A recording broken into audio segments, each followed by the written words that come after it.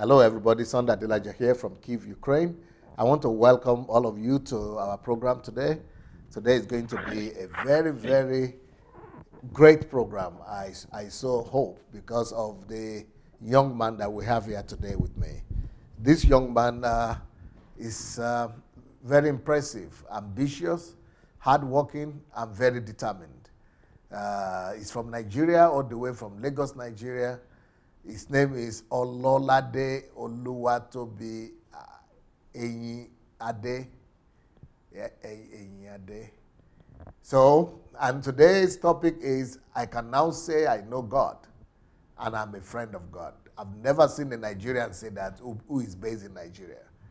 That is revolutionary. And that's not the way churches in Nigeria operate. Nigerian churches don't intend to make you know God and be a friend, talk less of being a friend of God. That's almost like a blasphemy in a Nigerian church. So how did he get there? And that is where that's what we'll be talking about today. But you know what? Go and share this message with as many people as possible, because I've read some of his write-ups, and I can tell you people that the world has to watch out for this young man. He's one of the young men that, that are the future of Nigeria. So go share the message. Let's welcome Oluwatobi Ololade Eyinade. Hello, can I call you Toby? Yeah, that will be fine. Good evening, sir. Good evening. Can you move a bit closer to your telephone? Move closer a bit. Yeah, good. Good. Okay. Yes. How are you doing today, sir? I'm very much fine. I'm doing well. Well, and, I wanted to tell our people that, Oluwatobi was supposed to be here at a time before, 2 weeks ago, but the internet was not good enough and the lighting was horrible. But today is much better, much better. I want to commend you for the work that you have done to change everything. That is what it takes. You must be somebody to change situations. And that is why when you are already used to changing circumstances, the Goliaths will come and fall because you are already used to changing circumstances at lower. You don't just submit to it and say, well, this is Nigeria. But you've been able to improve it in your own environment. So that's how we bring about change in the world. Yes, sir. What's your experience of getting better internet and light? Yeah, I just needed to, after the program, I was challenged. I began to take steps in terms of getting to call my network provider. And it was confirmed that I have 4G in my area, which was surprising to me because I've invested a lot in terms of getting better internet, because I just believe so much in the internet. So because that's where information goes, and you can't be out of where you can get reasonable information. So an experience I had for the June HMT, I wanted to get a better internet so that I could follow live.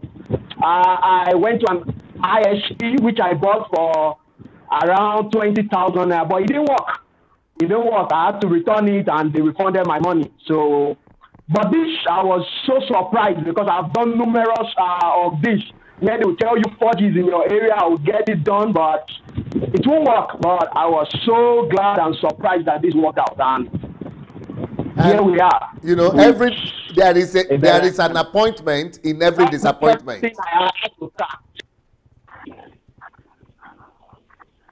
Yes, sir. I will tell you that that's the truth of my experience, because there was an internet I was using before. The week I was to come on, even the 3G I was using was so faulty. That's what I was enjoying before. So I had to try this option of the one that later worked and gave me 4G. That was the one I used that day. So to just improvise for the one I always use regularly before now. So it was not after the program I now called those ones that, because my dad had told me that they were making an announcement that, oh, 4G, they've upgraded their 4G is not better. But I didn't take the option because I've tried others and it didn't work. So I was just like, no. Okay, but when I was challenged by the situation at hand, I was forced to call them. So I'm calling them. I was told it was available. I went to their office, I went through the procedure I needed to go through, and I got home. I was just looking at it as I was coming back from the office, looking at it times and again. So I got home and it was dead. You are talking about procedures, So, the process and procedure. Are you aware that that is my latest book? Yes. You know, that book, when I saw it, I said, woo. Because let me say that is one thing I've been trying to put myself together in process. Because let me say I'm weak on that point. Are you the only one that is weak? Are you the only one that is weak on that point? I think the whole country of Nigeria is weak on that point. Well, I just need to speak for myself for now. So if I can improve myself, I can now say, okay, let me see what is the problem all around. Because after listening to the message on process, where you said it's not about the result, it's about the process.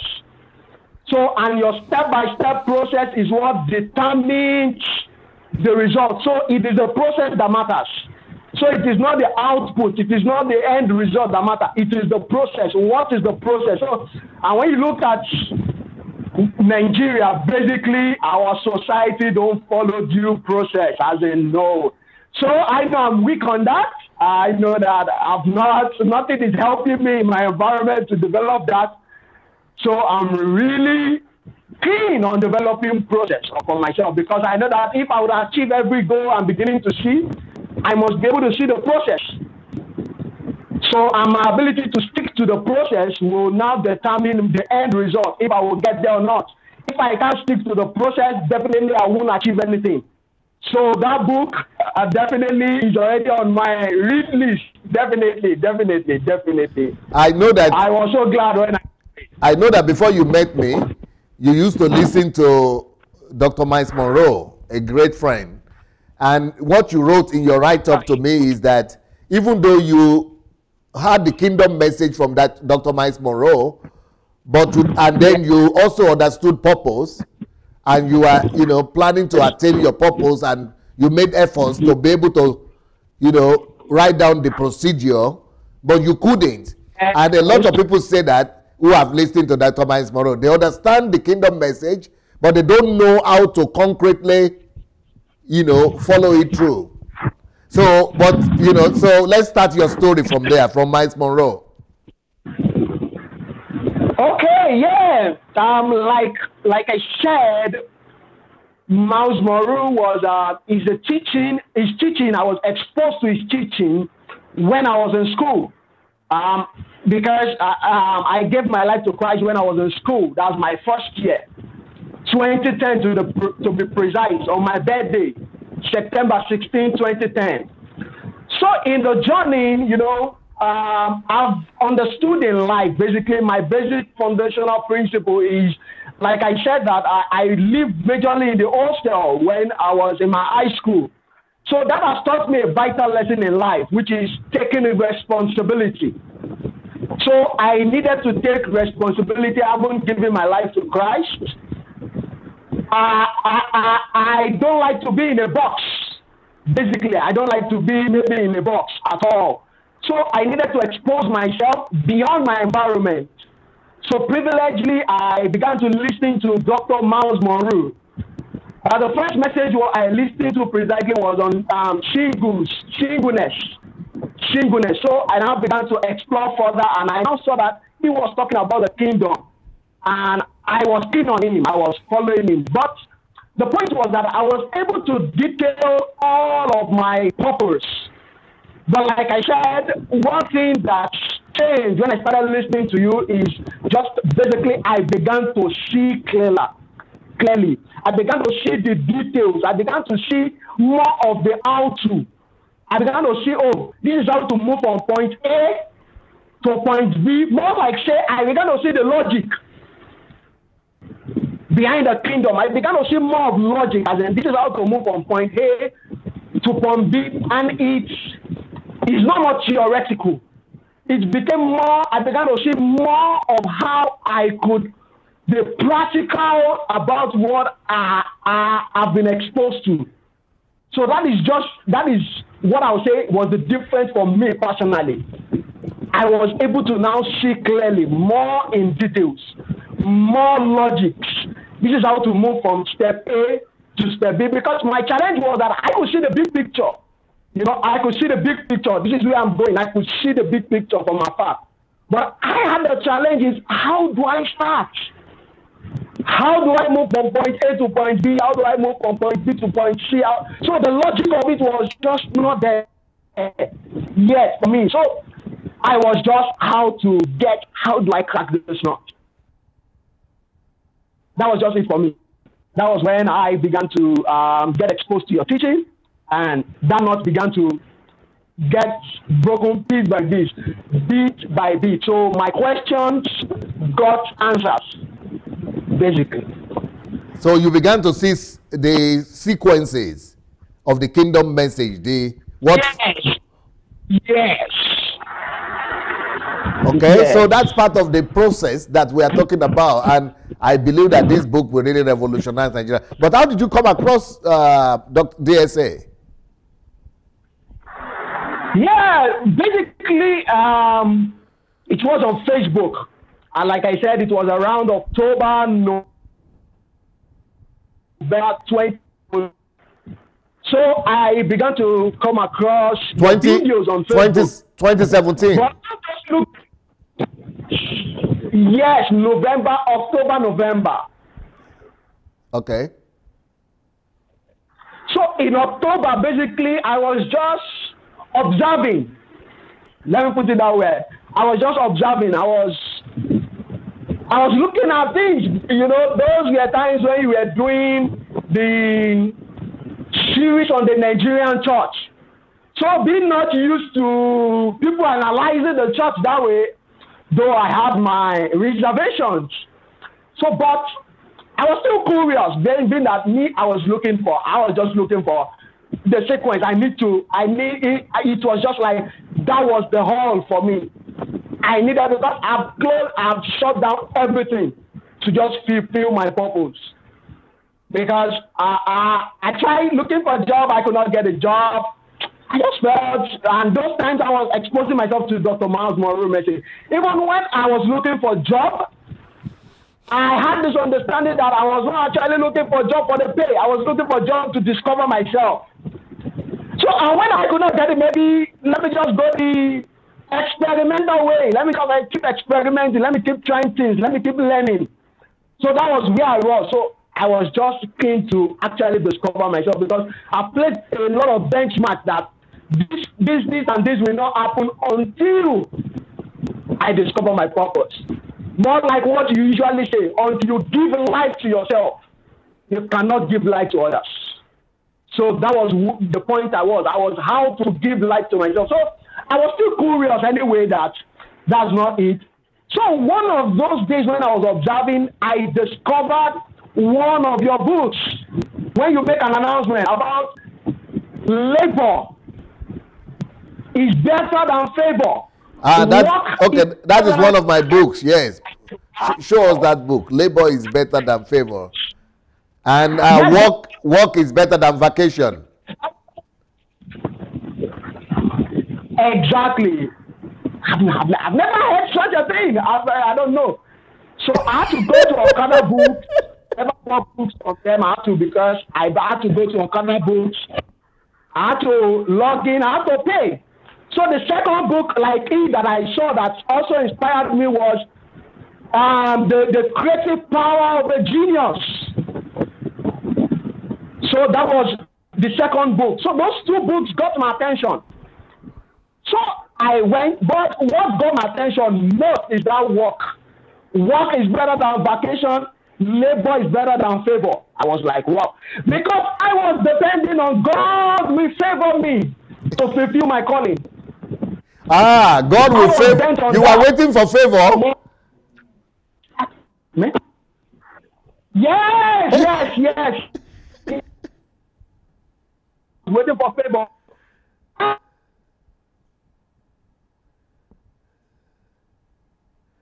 He said he was waiting that God will favor. You are waiting that God will favor you. Yes. Go ahead now, tell us. Yes, so it was when I began to read the book, I digested and I began to see, wow, this is some solid truth here. So that was actually where the so that was in October. That's why I put solid meat. You solid, or what did he say? Solid meat. Oh, solid meat here. That is solid meat. Okay, let his internet come back and tell us about.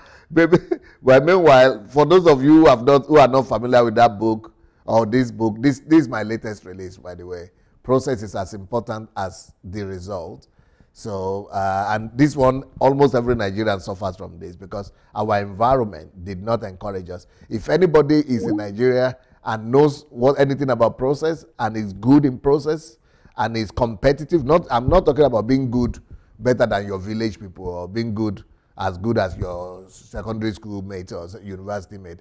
I'm talking about being good on the world level. Very few Nigerians, mainly it is those people who have studied abroad who understand process. Even the ones who are living abroad, they don't understand it. And that's why we just go and get a job. But if you are really good in processes, you will be employing the citizens of the country where you are. So, I myself, when I started our church and our church was 100 people, I knew that I was in a fix. When we were 250 people, I knew that even prayer and fasting would not help me again. That was when I started looking for components of systems. And process is one of the components of systems.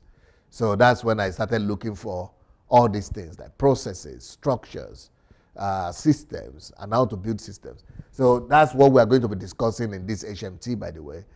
Process, we are not going, this is the book we are going to be using for HMT, process, and how to find money for your dream. You have that book, How to Find Money for Your Dream. That is also about system, because that is a system there that I developed on how to find money for your dream. And we are going to be using that for HMT as well.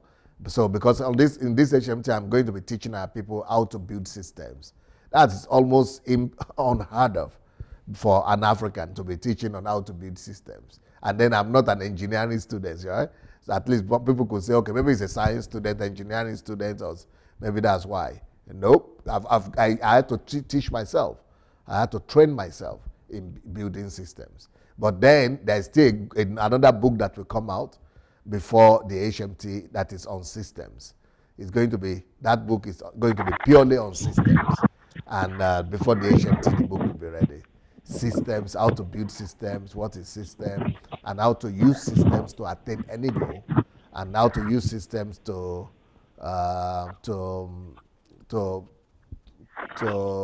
solve every problem. But these are not the books that Oluwatobi read. The book that he read is Work is Better Than Vacation. Work is Better Than Vacation, which is the one that he read first. And that is the one that he said it is, what is it, hard meat? I think he said it's hard meat. So I want him to elaborate on that. What is the hard meat he found in that book? Hello? Are you back? Sir. Yes. Just come close, move closer a bit. Yeah, good, like that, yes. So you said you started reading that book. What was it that shocked you in that book? Because you are talking about hard meat. No, I said it was really for me a turning point, because I made certain discovery of the importance of work. You need to do where I saw the physical work, I saw work divided: physical, mental, spiritual. So I needed to understand all the ramifications of work and engage them properly. And then you discover that it was a waste of time for you to be waiting for that favor. No. There's no point. When the principle is already there. This is for the first time I understood it was God's invention. So, and I understood the concept from the very beginning. You analyze the concept from the beginning of time. This is God's concept, even before the fall. So this is an idea before the fall. So this is God sets work up. So I cannot be expecting favor from him when he has set up something I need to engage. Beautiful. So I'll be deceiving myself. So because he has already set up the work avenue, especially work, you said work is meant for fulfillment. So that was what I was looking for. How to fulfill my life calling and purpose. So it was not favor that will fulfill my life calling and purpose, it is work.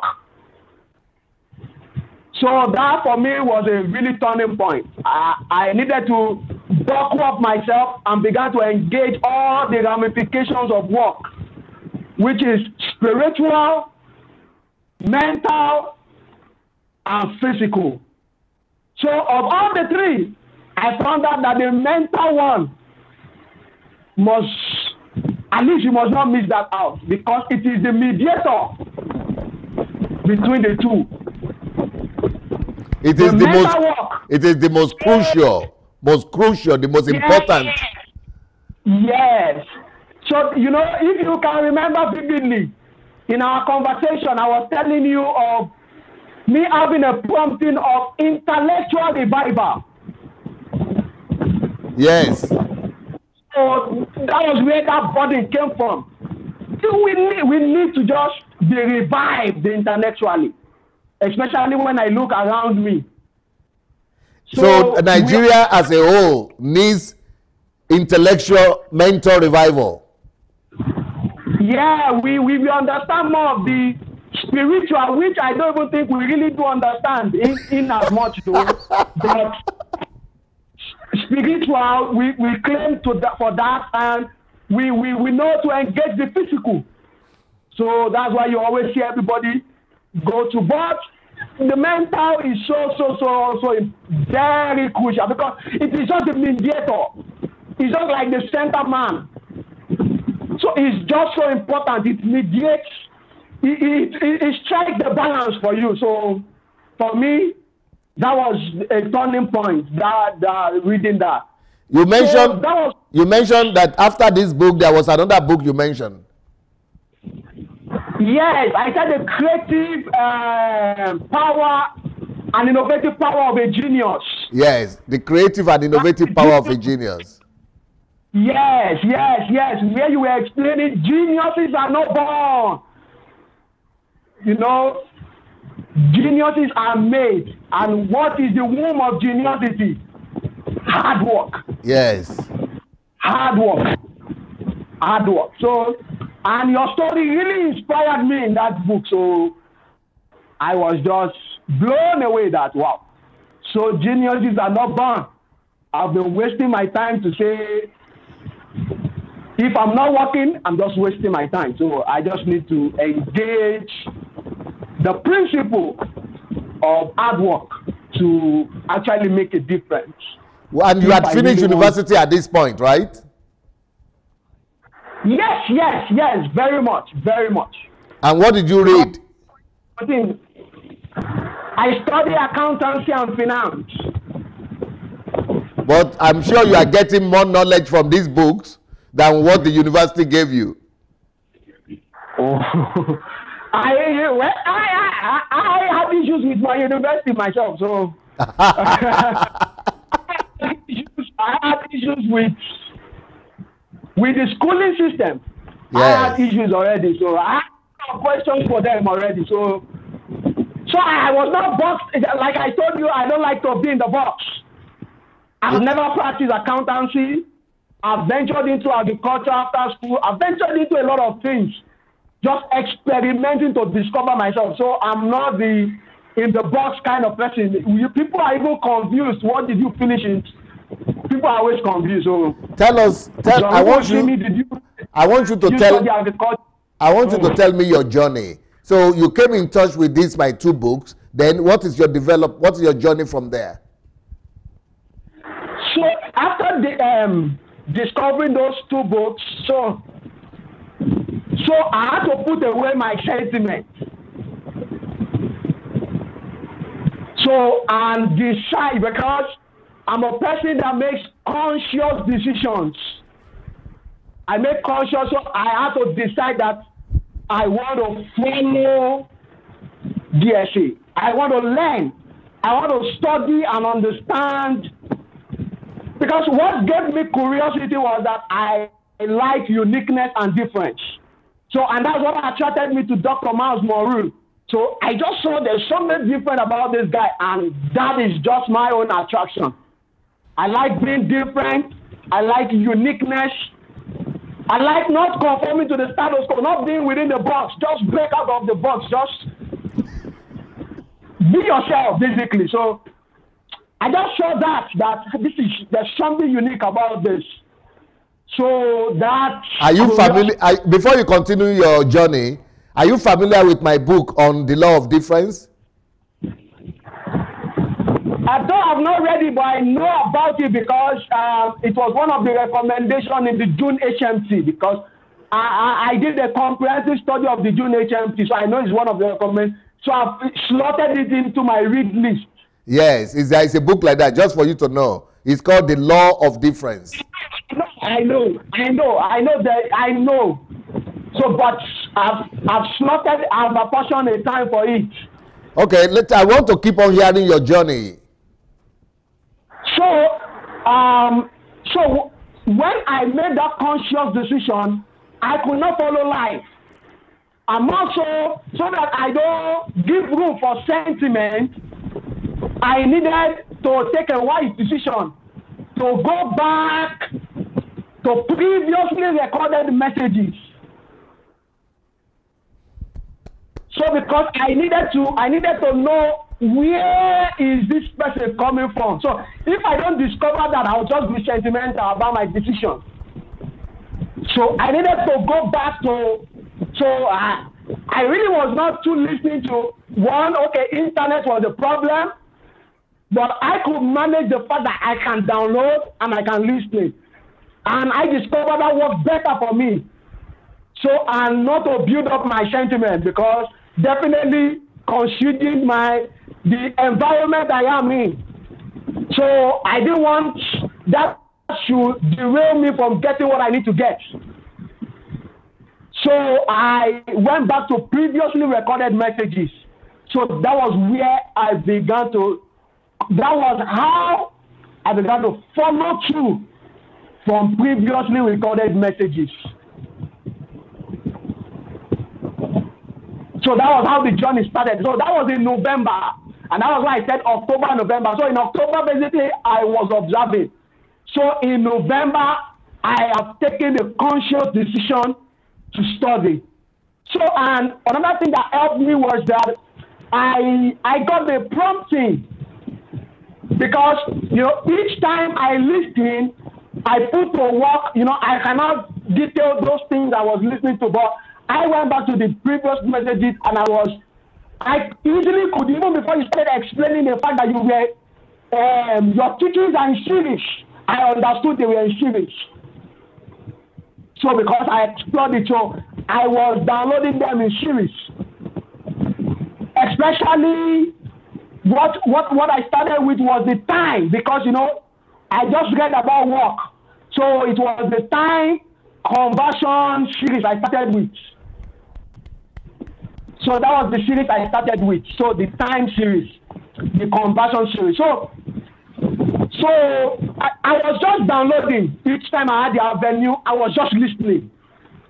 because I just needed to grasp enough to just understand where is DSA coming from. I just needed to understand.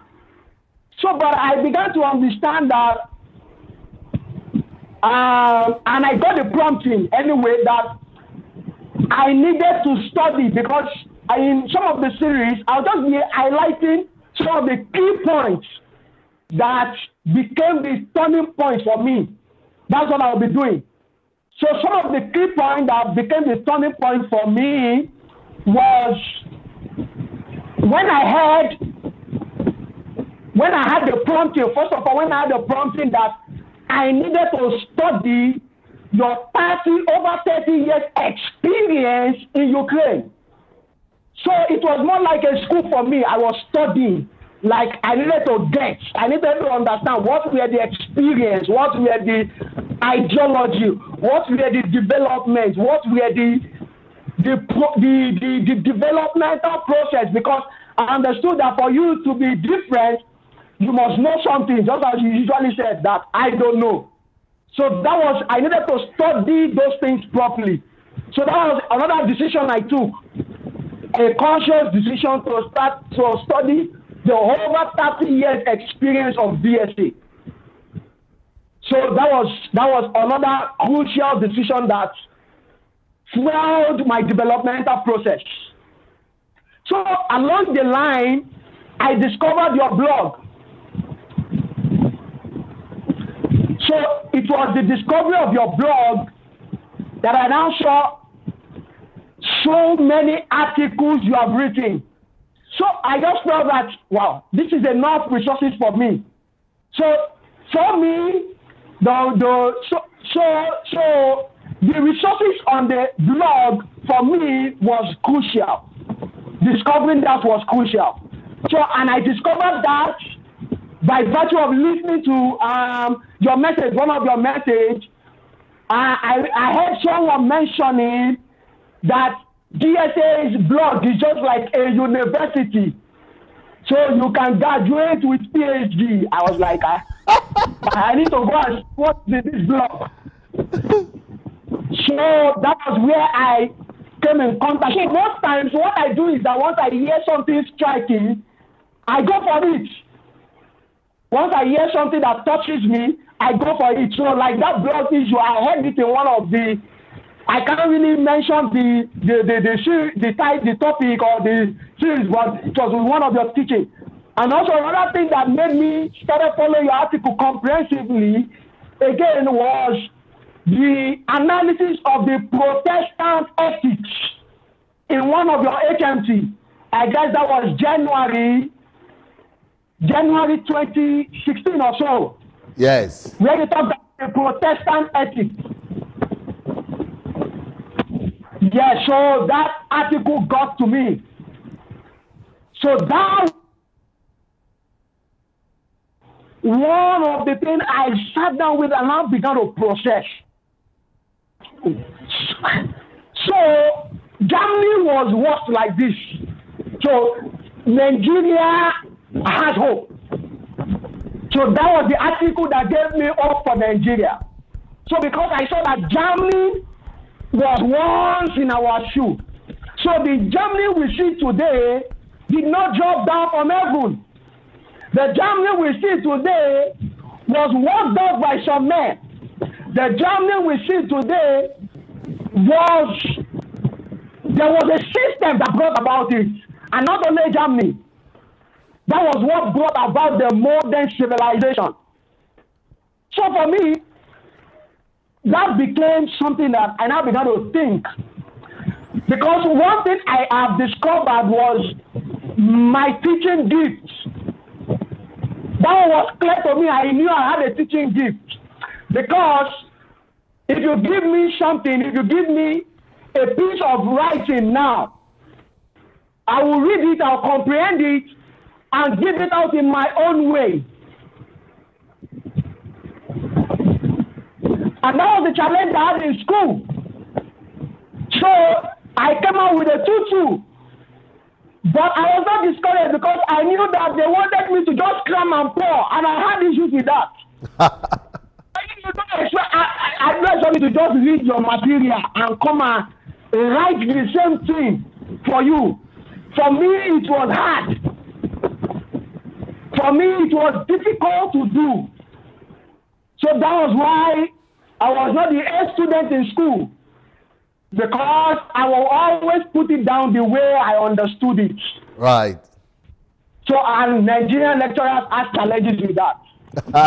So that was the key thing. And I later discovered in terms of observation that this is my strength.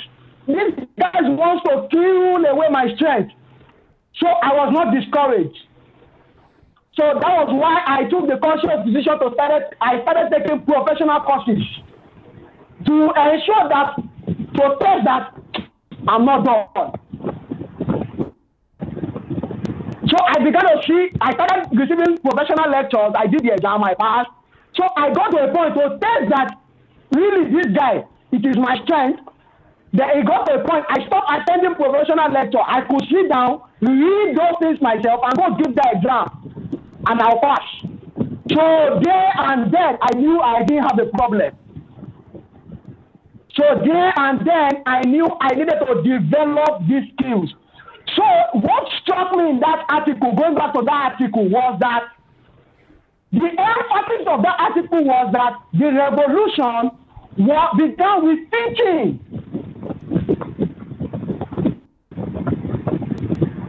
So I now discovered that, wow, God has given me the most vital gift that Nigeria needs.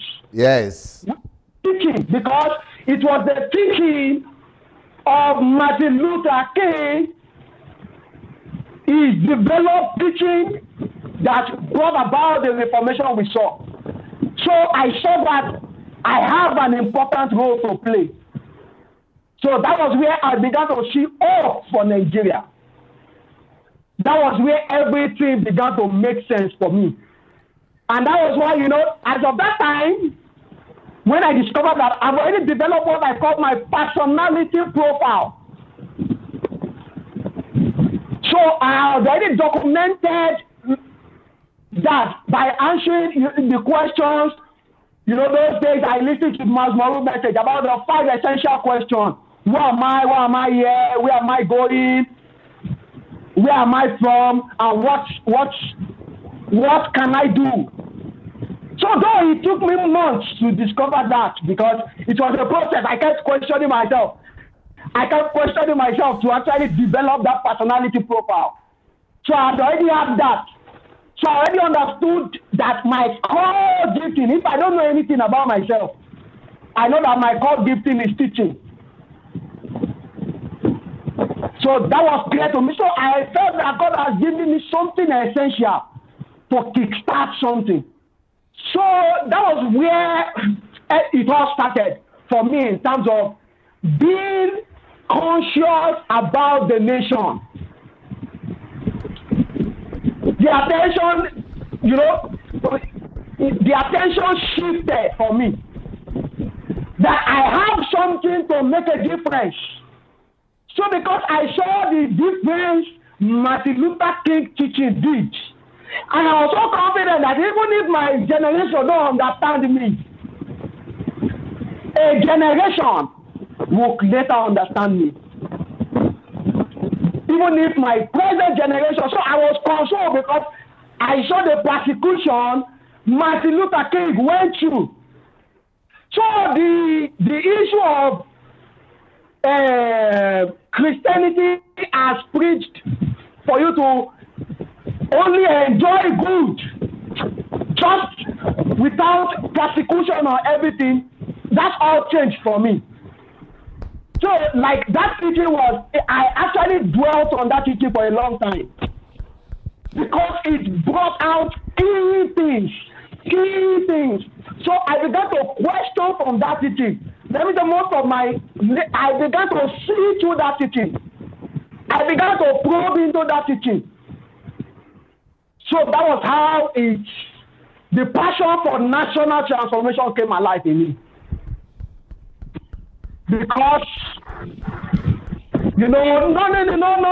Though we talk about national transformation in Nigeria, But they don't tell you your responsibility. They don't make, we do the talking. So, but where are the actions? Where are the substance? Where are the evidence? So my probing into that thing, and the hope that if Germany did not drop down from heaven, and I could trace that, okay, it was beginning from the teaching of Martin Luther, that they began to have this information that will spread into American and the civilization we have today. So that was enough inspiration for me to see through that teaching. So from there, like I said, I've already discovered your blog as of that point.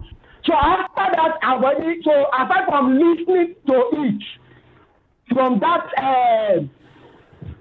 HMT, I went to the blog. So that teaching became my friend. At least for months. I was morning, afternoon, night, I was thinking about it. I was processing it so that I could see. And the title of the teaching is how to the role of Protestant ethics in or what was the title? I too cannot picture. I cannot tell you how the title was, but it is the role of the Protestant teaching in modern day civilization. Yes. Yeah, that was the title you gave it. Yeah. So that teaching became my friend. So I was processing that teaching, and I began to connect that teaching to my personality profile. So because that's another thing I like doing. I like connecting things. I like making connections. So I began to connect the dots. So because I just saw the power in what God has given me, which is the teaching gift. So I've seen, and when you see a picture and it's already clear to you, that is it. You begin to put down the details. So I now went to the column of national transformation. So because everything for me was now national transformation, I must begin to think national transformation. So I now went to the article column of national transformation. I now began to, from the very beginning, so when you click on the category, I now went to the last article where it all started from. So I now began to read article for article. So that was how my passion for national transformation got on the bloom. But there are many articles on. There are too many articles on that my blog. Oh.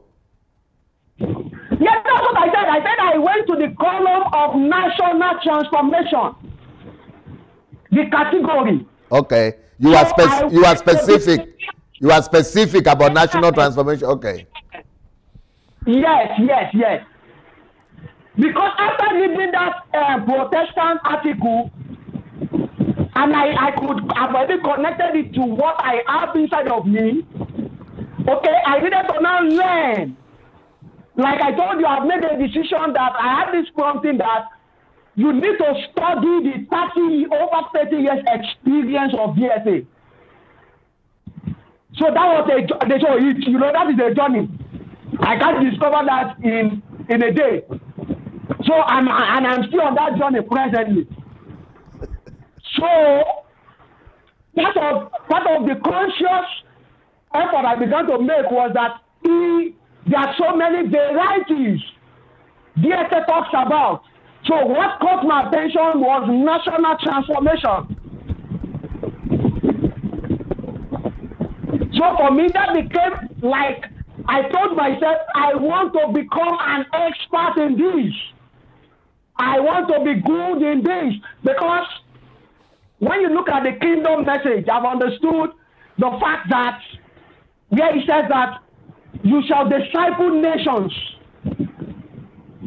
So if I'm discipling nation, my idea to disciple nation is to transform the nation. So I needed to start seeing the pictures of how I could use the kingdom. So my goal became, how can I use the kingdom to transform nations, beginning with Nigeria.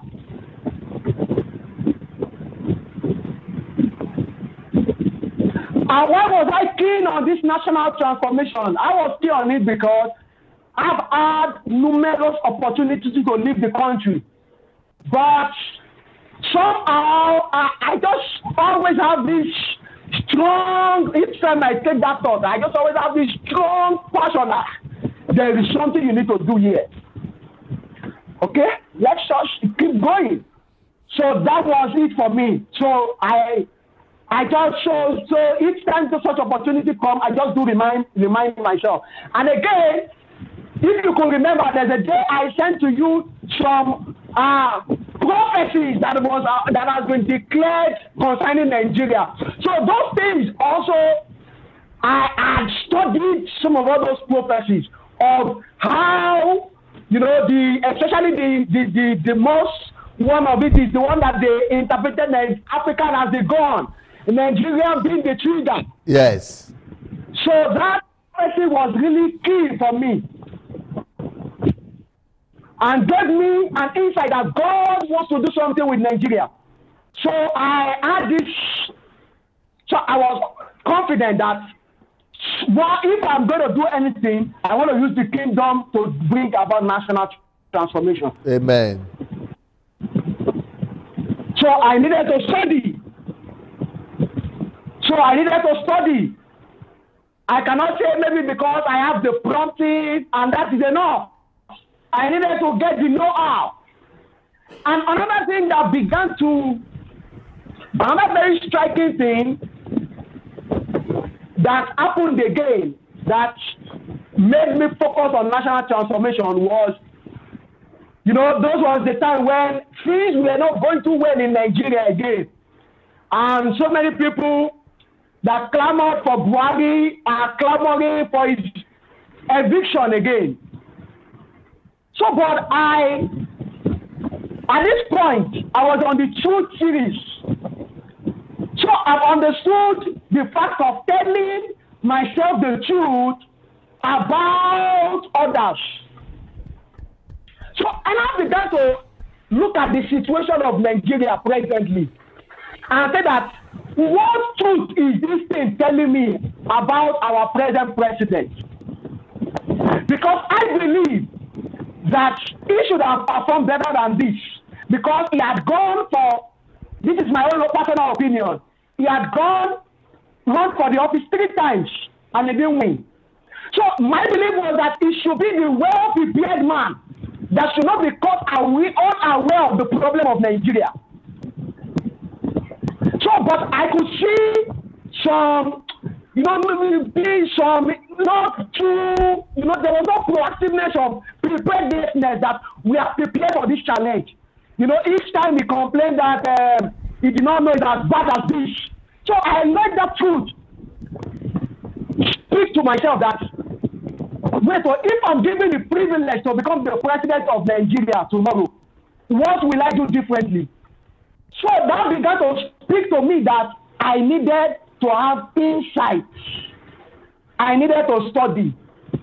So that was why I focused on the national transformation. Just giving you an explanation why I decided to focus on the national transformation category. So I now began to read article for articles.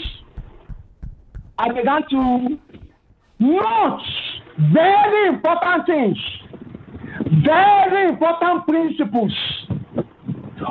What are the underlying factors that I'm seeing here?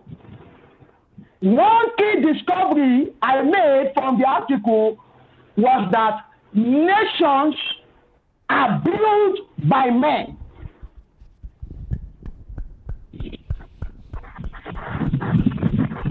So I thought that is why America will say that we have the founding fathers. So I discovered that was clear to me. So that it is not just prayer. We need to wake up and take the guild and tie the bull by the horn and begin to take proactive action. So that was one discovery I made. I went further and I began to see the emphasis of personality. So I came to the conclusion that nations are not built by biomass. Nations are built by personalities. So it is not about having a crowd of people. So that was where I began to see that I need to start developing myself as a personality.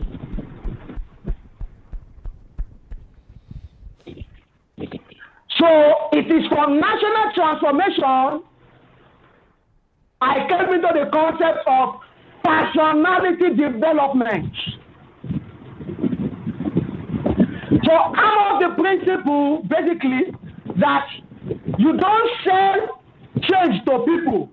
You first of all change yourself. So I knew that since I'm just discovering even the concept of personality, so I needed to study that. That became a second point of subject I needed to study. Personality development. So because I saw the cruciality of its role in national transformation. Because as long as we have biomasses, we cannot build the nation of our dream. We might talk about it, but we will not be able to build a nation of our dream. It is men who have personality, who have discovered their person, who have discovered their personalities, that will be able to transform. After transforming, we then will now talk about developing. So because the nation needs, first of all, we need to transform. Then we now start to talk about development. Then I got to understand personal responsibility.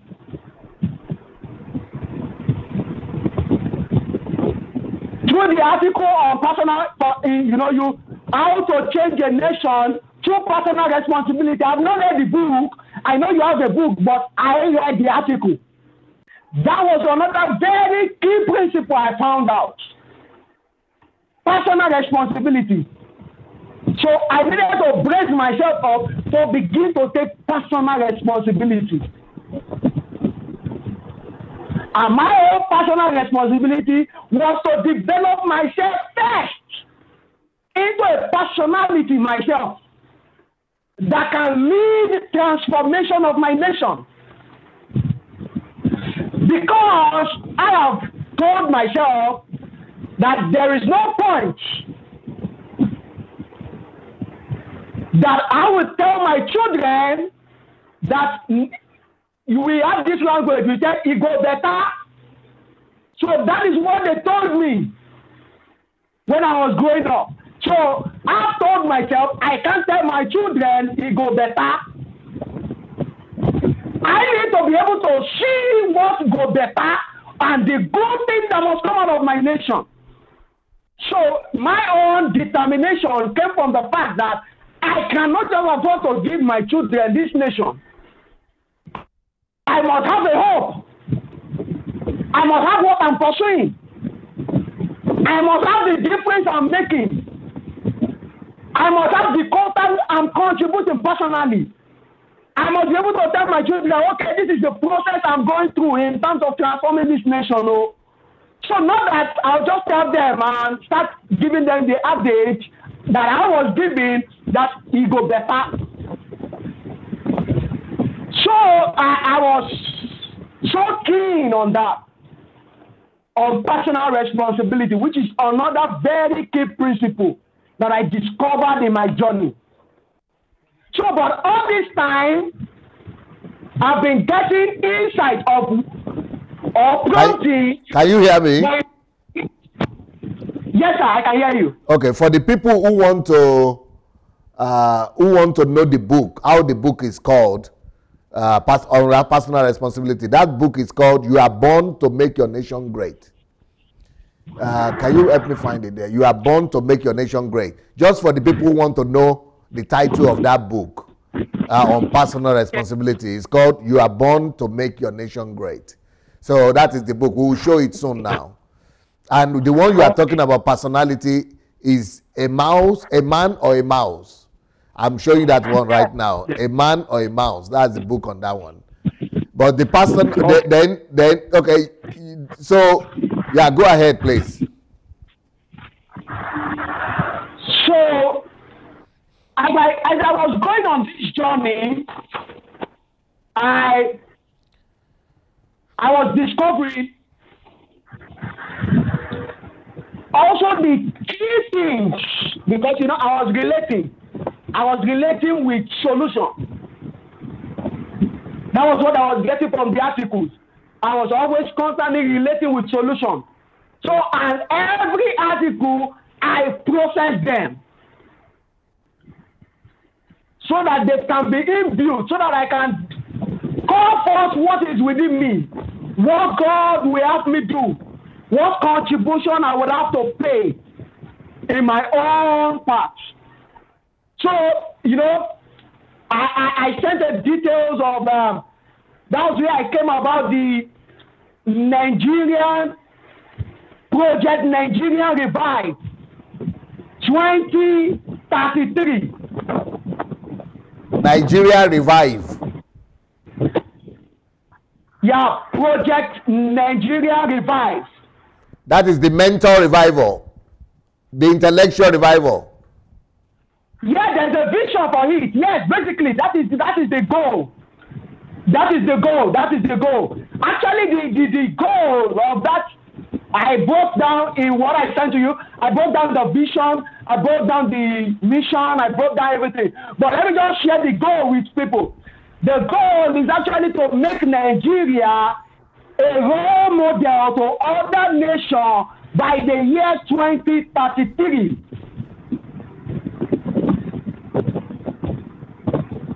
Yeah, you can also share with us not just the goal, share with us the other aspects of it as well.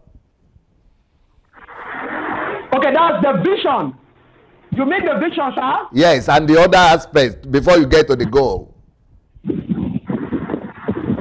basically what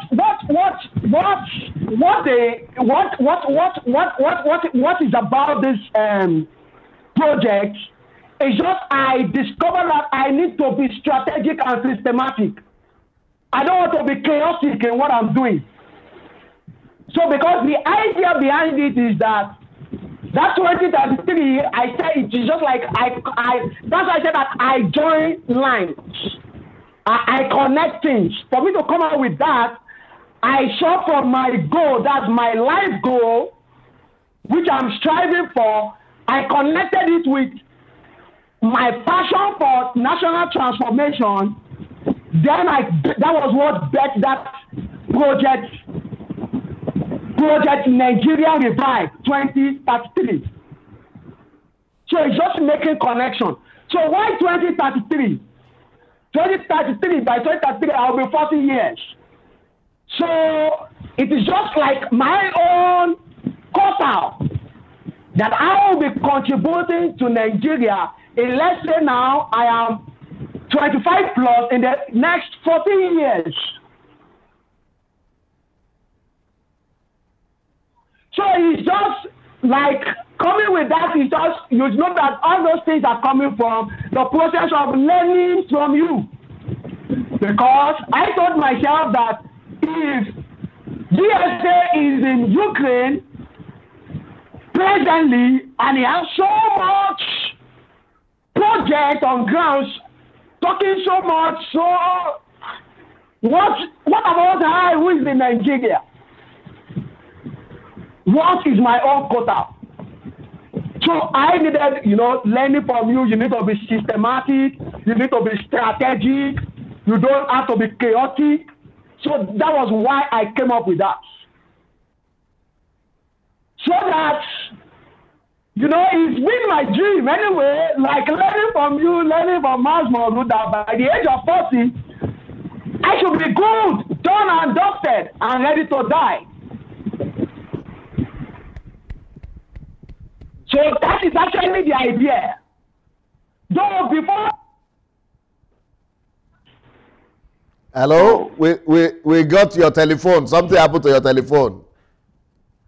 I think somebody tried to send him a message or call. Okay, we are back. Are you there? Yes, continue, please. Okay, it's transfer. Are you there? Yes, continue. Okay, we can't hear your voice. Hello? Somebody tried to call him. I think that is where the problem is. All right. We can't hear him. So we will call him back. But right now, I just want to encourage everybody. I really want this guy to speak out. I want us to hear more of what he's got. I don't know if it is going to be possible for him to really bring out some of the ideas he has developed just listening to me over 1 year. Just 1 year of listening to different. He went himself, discovered my articles, because many people don't even know that I have articles. I have hundreds of articles over there on my blog and different topics. So I went and discovered the articles. He's listening to the messages. He's able to build himself. Before, he was looking for a job and waiting for favor. Now he's the one causing things to happen, building vision. If you see the vision, that's just one of the vision that he has for Nigeria, the revive Nigeria by 2033. That is to bring about turnaround of Nigeria. So he is having passion for national transformation, among other things. And it's just very, very encouraging that a 25-year-old is living a purposeful and having strategic, purposeful goals like this. Let's go. Hello? Are you still there? Yes, I'm very sorry. I don't know who was trying to call me on my WhatsApp. That was what breached the... Okay. Don't worry. Let's go. Let's continue where we stopped. Okay, sir. Yeah, so we are talking about the vision. Can you talk about more comprehensively about your vision, your life vision for Nigeria, the plan, the purpose, the idea, the aim, and for Nigeria? Okay. What you have been able to develop, because before you were telling me that you didn't have the roadmap, even though you had the kingdom message. Yes. But since you started studying now, you've been able to develop a roadmap for your life and for the country. So share that more with us. Okay. I'll just let me just give a picture of how I'll go about it. Yes. So that people will get me. So the picture of how I'll go about it is, I've actually done a link between the project Nigerian Revive 2033. I've linked it up with my life goal, so that, because I'm of this person that I like living, I believe in centrality of life, so that you are not too divided. You need to make it whole and straight. So I've been able to link both of them together. So let me just break that down. So I'll start with the Nigeria project. I've been talking about national transformation. Yes. So from there, I will now go to my life goal, so people will be able to make a link and see for themselves if there's any link at all. So to my life goal, and we go from there. So basically, what is Project Nigeria Revive about? Basically, this project came to life by meditating on your, I don't understand, I would say your hypothetical statement, which is very, very powerful, which is this. Nations are not great by their wealth, but by the virtue, by the wealth of their virtue. So it is not the natural resources, it is not how wealthy in terms of resources that makes a nation great. It is what is the wealth of their virtue.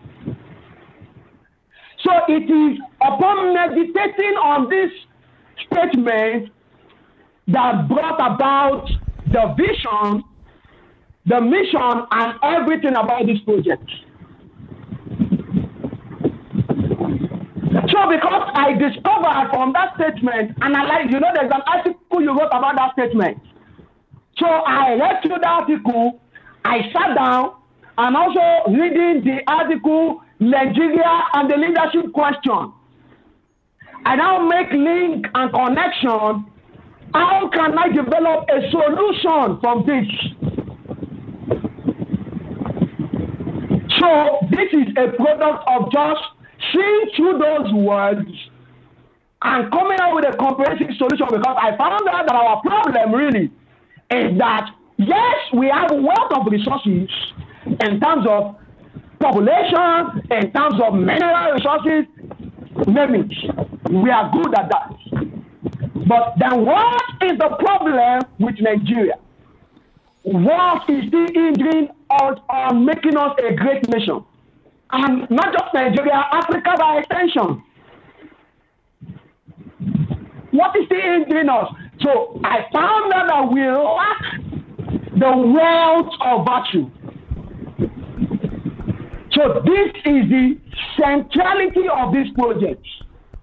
So, like, you have the vision to do this and also to build in terms of infrastructure. But I will say that I am looking at building the moral infrastructure of Nigeria. So that is what this project is about. So really, so my focus is the society. So, and when you look at one thing I learned, and one thing that I would like to quickly mention this, one thing that made me begin to see more practically was how to change a nation program. That is the program that I record every Sunday. Yes, God bless you, sir. That was when I began to see the practicality of the kingdom message. I was able to now see the dot, because I had so many questions when I hear the testimony of your church members and everything. How are these people doing these things? So that message began to break the nitty-gritty of how they were able to go about it. You know, it's a playlist. It's a playlist on my YouTube page called How to Change a Nation. Yes. Yes, I don't follow live, but after every new series, I download it and watch it. That is one program I don't miss. Because I must say, let me say that is the program. I sent you a message, if you can remember, when you started the program, I said this is a practical class for me. So I saw the practicality.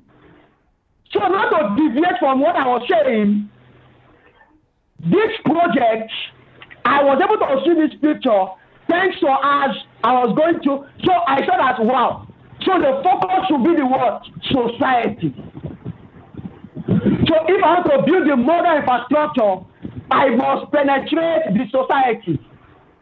So, but to explain the system I've built concerning that, before I go to that point, let me just give the rundown of the vision of the project.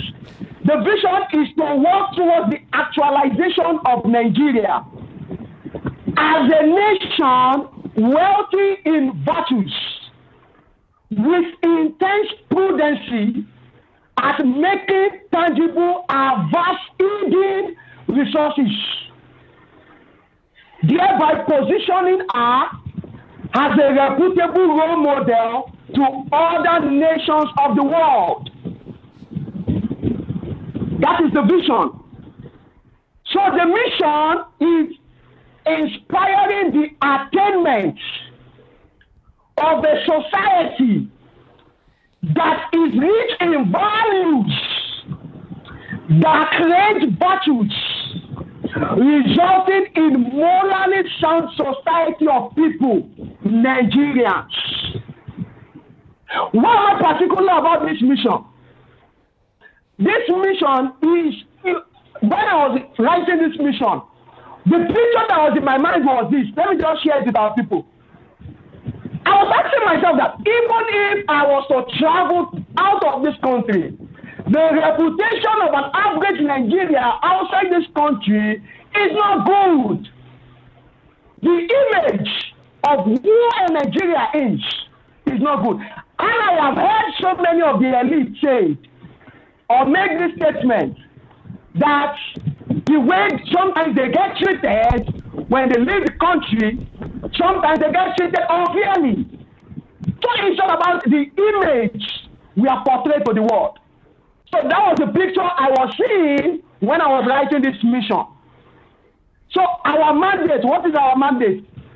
The mandate is building the moral and virtuous infrastructure and fabric of the Nigerian society. So our mandate is to build the moral and virtuous infrastructure and fabric of the Nigerian society. So, and the goal is actually discipling Nigeria to become a role model to other nations of the world before the year 2033. You see, what you are doing right now, this your vision for Nigeria that you are telling me about, do you know you are more precise, you are more eloquent, and you are actually more concrete and purposeful in what you want to do for Nigeria than all the presidential candidates that just ran in the just concluded election. They don't have a clue of what you are talking about right now.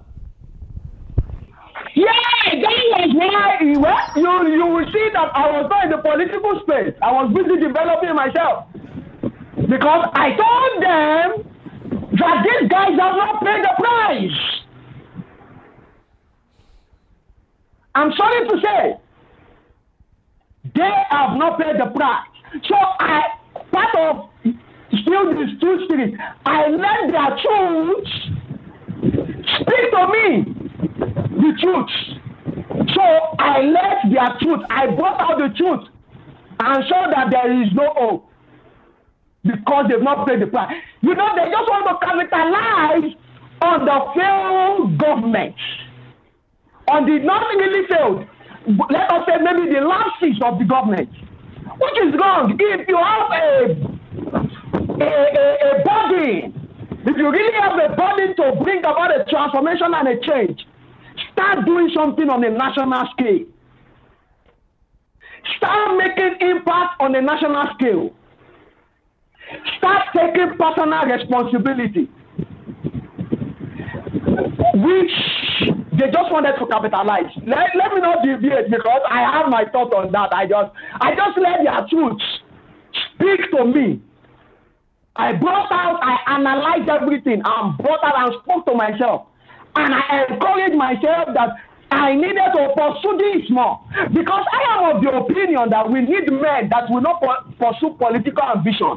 Because from the personal responsibility, I found out that I can change my nation without becoming the president of Nigeria.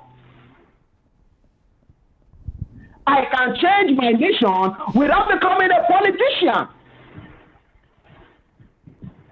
So that is my own goal. That is my own focus. I'm not interested in becoming a politician. This is It has no political intonation. Because if this vision is achieved, there is a pending vision, which I call Project Global Revive 2043. So which will take this, or this will be just like a model that will begin to take to the world in another 10 years after achieving this in 2033. So it's not that when I achieve this, I want to run for president, I don't have interest. My goal is to take it to the world. So that they will say that this has come from Nigeria. Because the idea is to make Nigeria a role model to other nations. So because this is what I believe, politicians can only come and run the machine that people have already built. Politicians can't build the nation. Even as a politician, you will be limited to build your nation. That is my own opinion. I'm talking of real-time building. I'm not talking of, you see, men who build nations, in real situation, you even see them as politicians. There are people who took personal responsibility. Wow. So they might later come as politicians, but they were taking personal responsibility. So that is my own focus. My focus more is to fulfill this goal and scale it up to what I call Project Global Revive 2043, which is another 10 years plan that I'm looking towards. So that is the vision, the mission, the mandate, and the goal. Now, I will now link this up. The question that comes, how will I do this? I know that will be the question in the minds of many. Maybe this guy is just talking, but no. This is the idea. I've presently developed a system in my own little way, which I call Kingdom Personality Hub. Though that has its vision, mission, and I don't want to go into the details. I gave the contact of that. And I gave a comprehensive article. When I started that platform, I gave a comprehensive article which I call Introducing Kingdom Personality Hub to the World. But so you have a Facebook page and a site for that, right?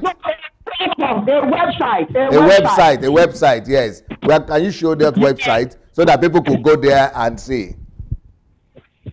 So it's called kingdompersonalityhub.net. Okay. So it details my procedure and process of how I'm going to achieve this. So that is just like, I don't have a physical building now, but I need to start from where I am. And that is starting from where I am. kingdompersonalityhub.net. So I did a 5-part article that comprehensively detailed and introduced what this is all about in the world. And basically, a summary, I can't give the full details, but what is the summary of what that is? That is simply talking about the 7 spheres of influence, which is actually, that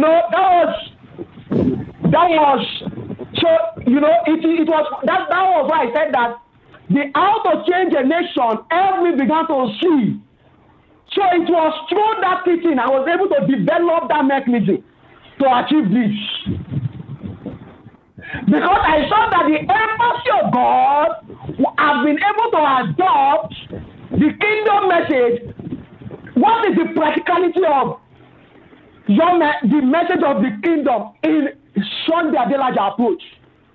I'll put it that way because if you read the book Missional Reformation for Discipling Nation, you will understand what I'm talking about.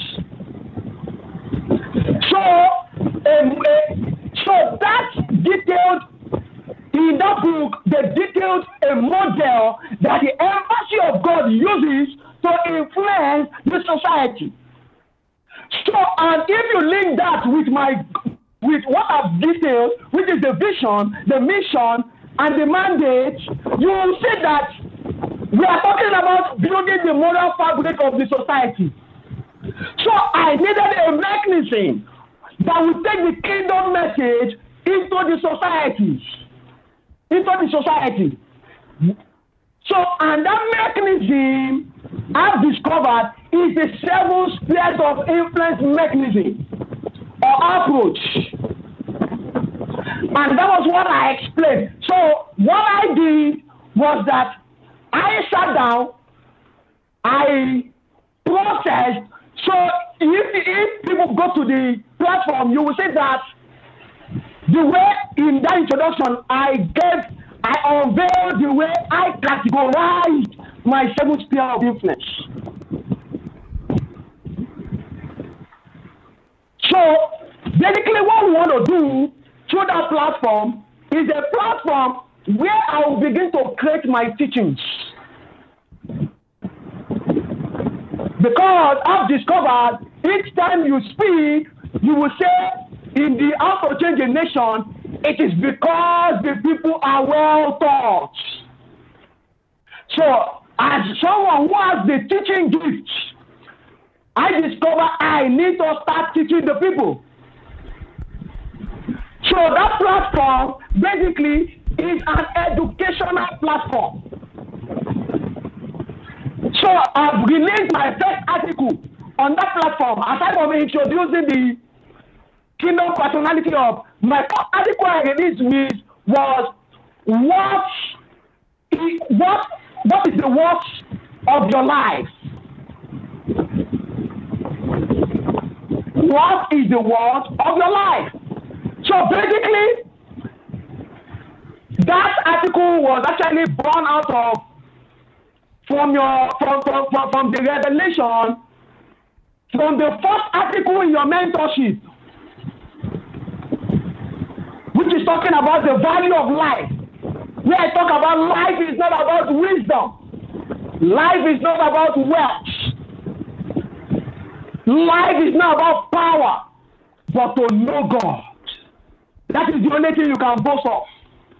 According to Jeremiah 9:24 and 25. So that's what that article is about. So the platform basically is an educational platform. So like I said, the idea basically to be so that I don't take people's time, the idea basically is remodeling what the embassy of God Church is doing in Ukraine.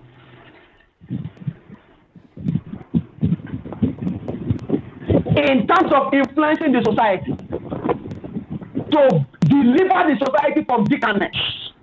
So the platform is going to embed teachings.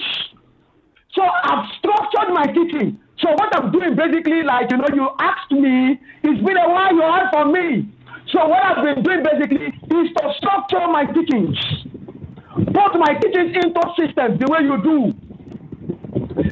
So I cannot, what I've done is, so when you check out my article is always in 7 parts.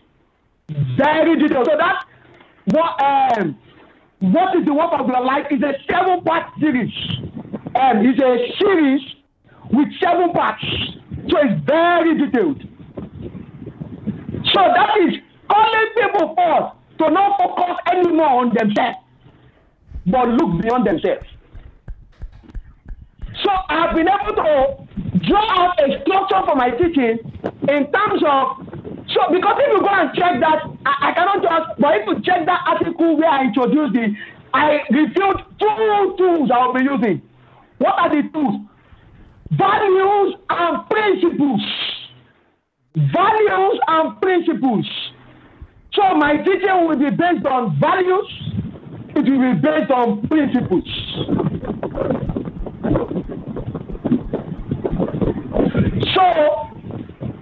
So those are things I've already detailed in that intro. So anybody who is interested can go and read it. It is well detailed. I can just only give the summary here. So basically, the idea is that my teachings on that platform, which is just a starting point, we still have a physical, but I need to start. I need to start producing the evidence of my own.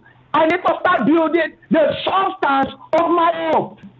So, and that is the platform where I'm doing it. So I'll be able to structurize my teachings into basing it on values and principles. So values create virtues in people. When you have the right value, it creates virtue in you. When you have the wrong value, just as we have in Nigeria, instant gratification, it's creating you vices.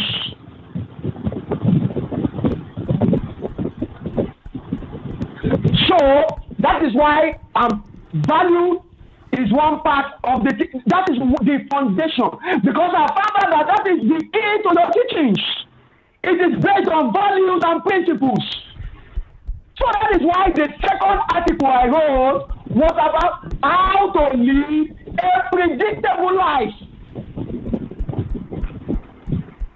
So that is the second, I have not published the article, how to live a predictable life. Basically, what I'm doing in this my article, I'm questioning myself. So those articles are a product of questioning myself. As I learn, they are product of my processing of what I'm learning. So the second article I've developed is how to live a predictable life, which is basically based on your, because key to what the Adelaja has done is life is predictable. You need to understand that. And why is life predictable? Because there are fixed principles and laws that govern the functionality of all things. So that is why the teaching will be, that is just like the foundation. Values and principles. Values that will create virtue in people, and principles that will make people to begin to live based on cause and effect, and not live just on superstition, sentiment that we have now.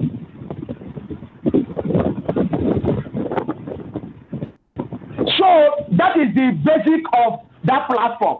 So for so my life goal, now bringing in, let me now paint the picture of my life goal coming in.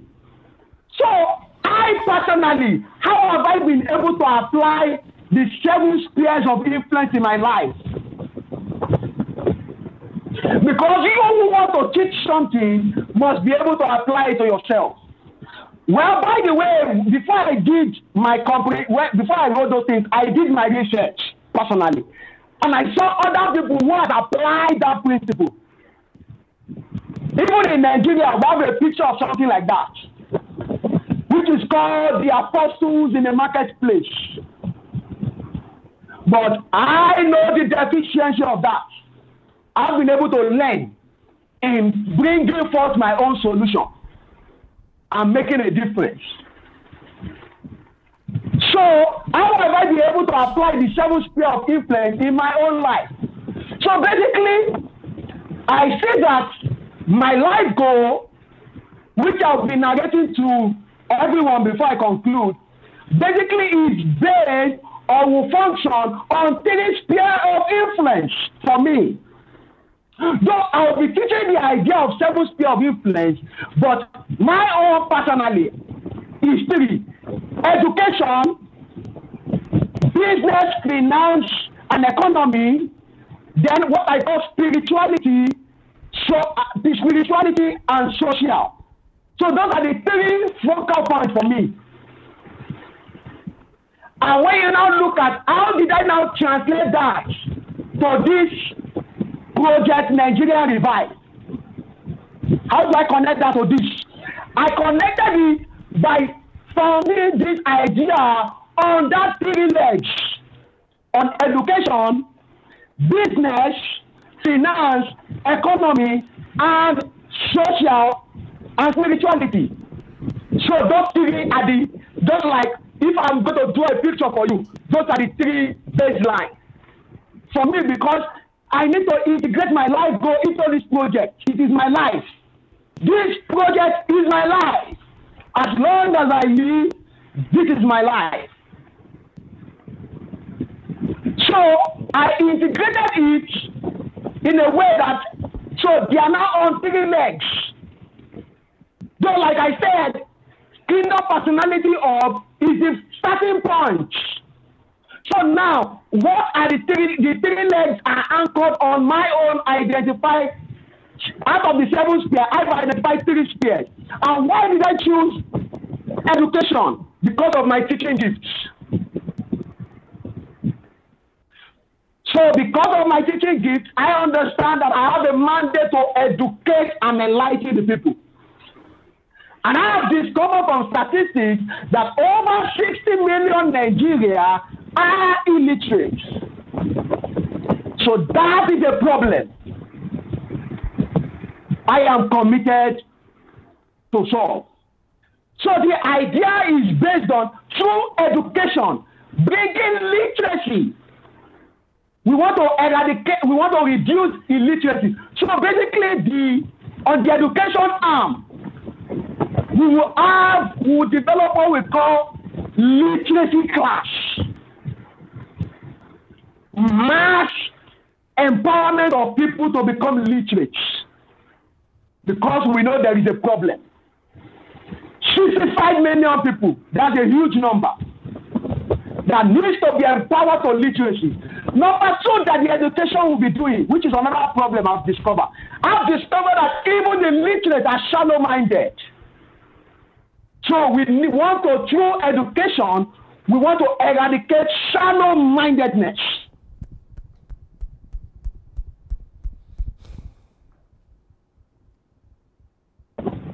Just to summarize, I just want to summarize. I don't want to take much time.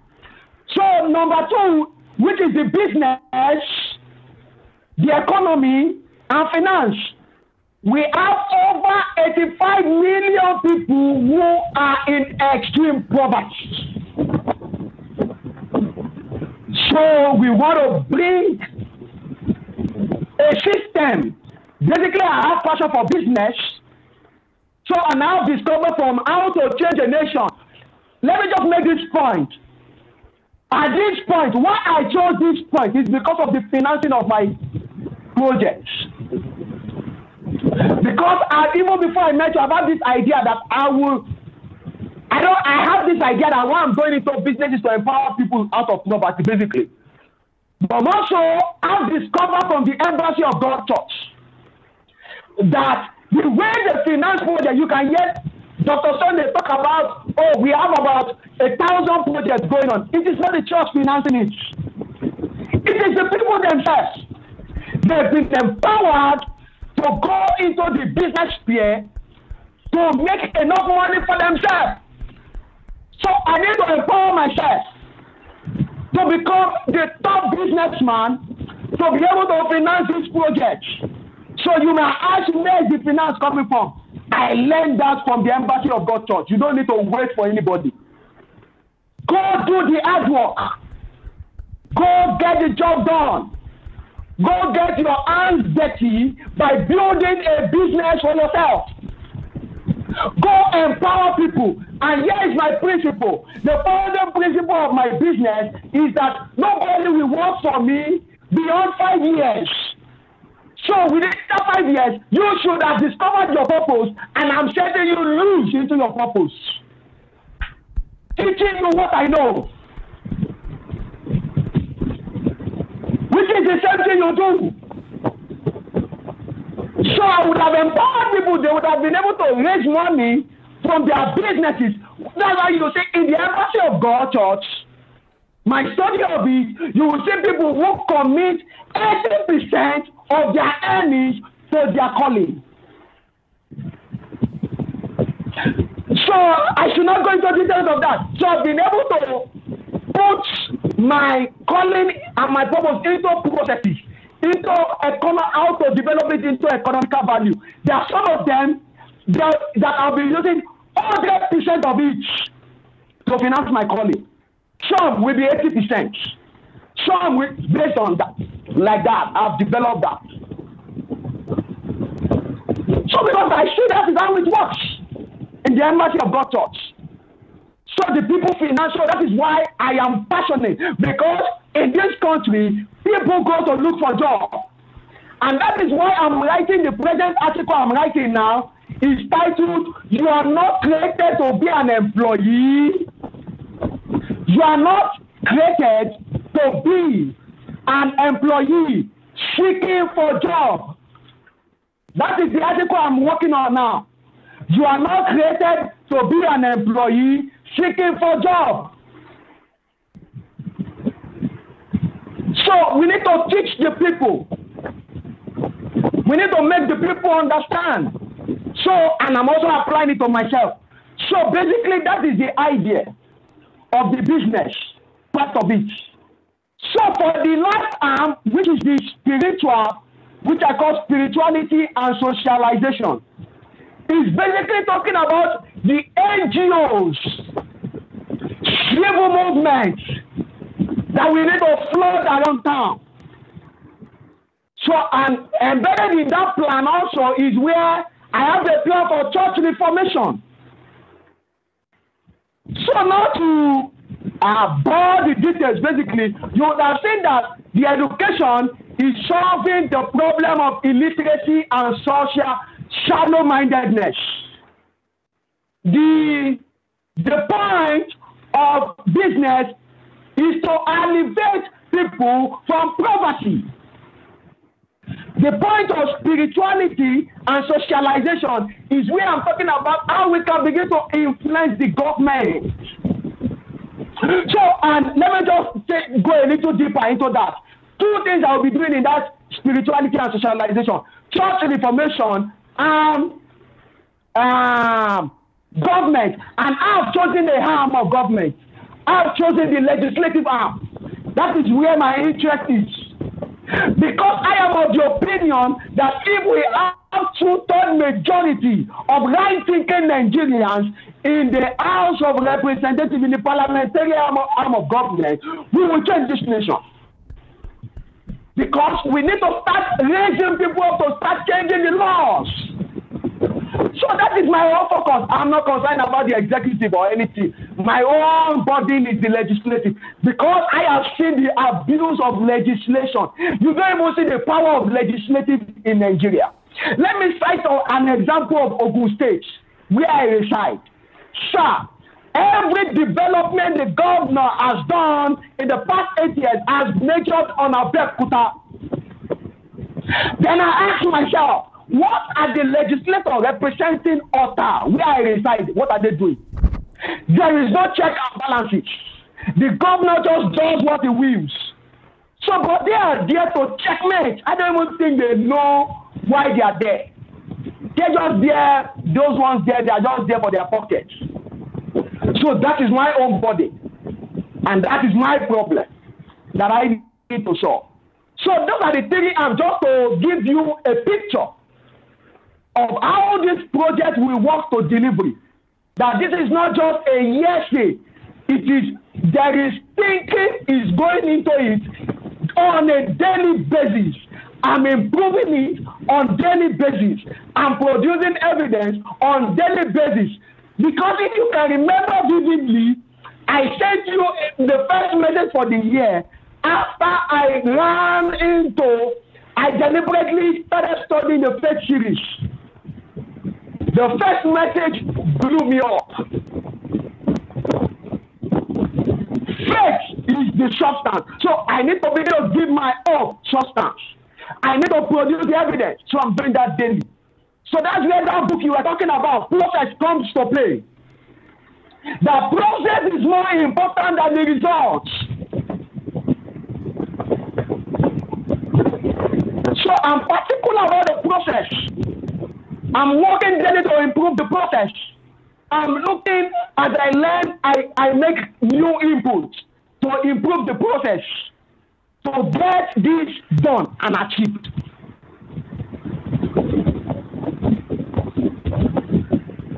So really, I believe that I've been able to paint a picture.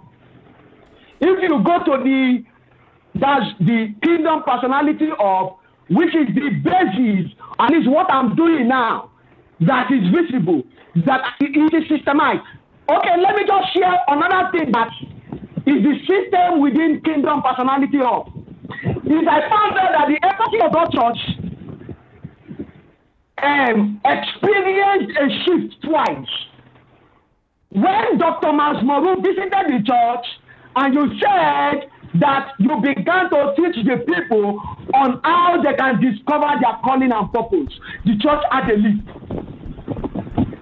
Number two, what you said is that when you engage the G12 system,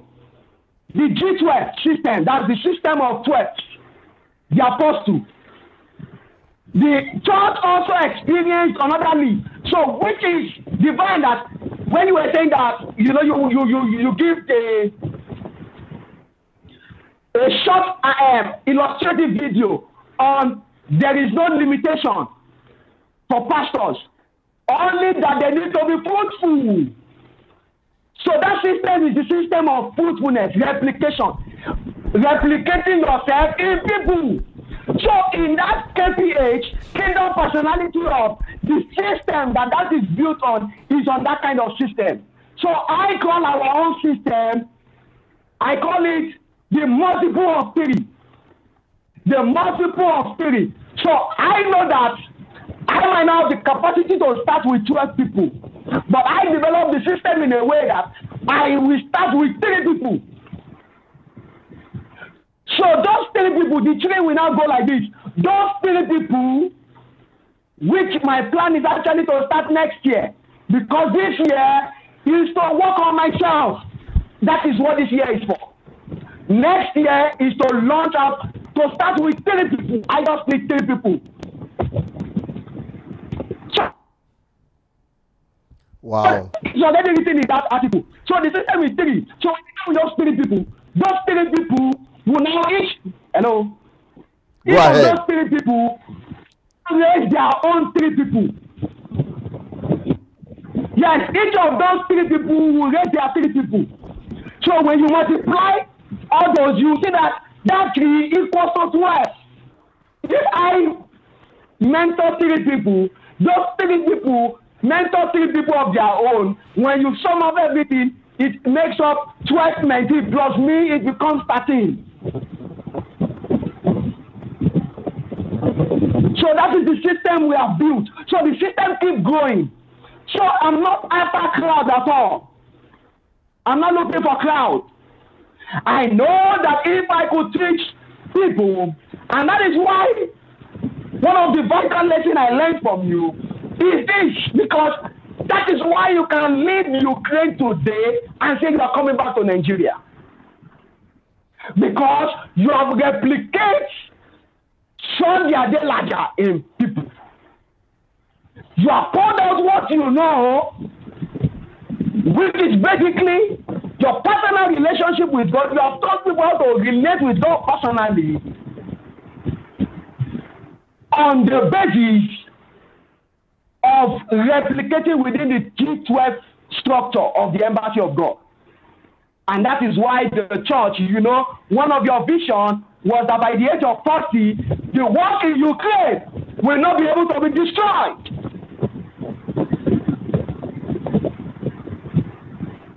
So it is built on this system. So I've copied a leaf from that system because I see it working. And that is why you are confident that you can move on, because I know that in the future, I too will have to move on.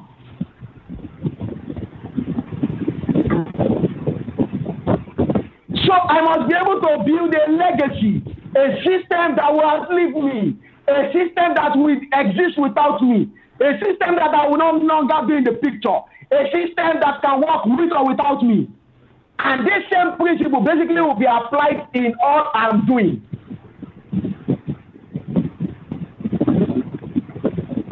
To raise people. So I'm not looking for crowds. Because I know if we could raise 1 million of such people, because the embassy of God Church is just 25,000, but 25,000 people is influencing over 50 nations. 25,000 people is influencing millions. So that is my idea, built on that. So basically, I've just learned. I'm just a product of learning, and I continue to learn and improve the process and see how I can make the process better as I learn and as I keep on the journey. Let me use the opportunity to this system. Can you hear me? Yes, I can hear you, sir. Yes, let me use the opportunity to help the people who don't know where they could read about the Embassy of God system in a book form. There is a book there that is called Missional Church. Yes. The last one. I have the book. You have the book. You are a very smart man. I went to buy the book. How did you get the book? No, it's not on Okada. It's not on Okada. How did you get it? So, I contact Mrs. Chioma. So yes. The books was that book, The Mission, Reformation for Discipling Nation, Spearheading National Transformation. I also got The Death of Nation. I also got the workbook of church shifts.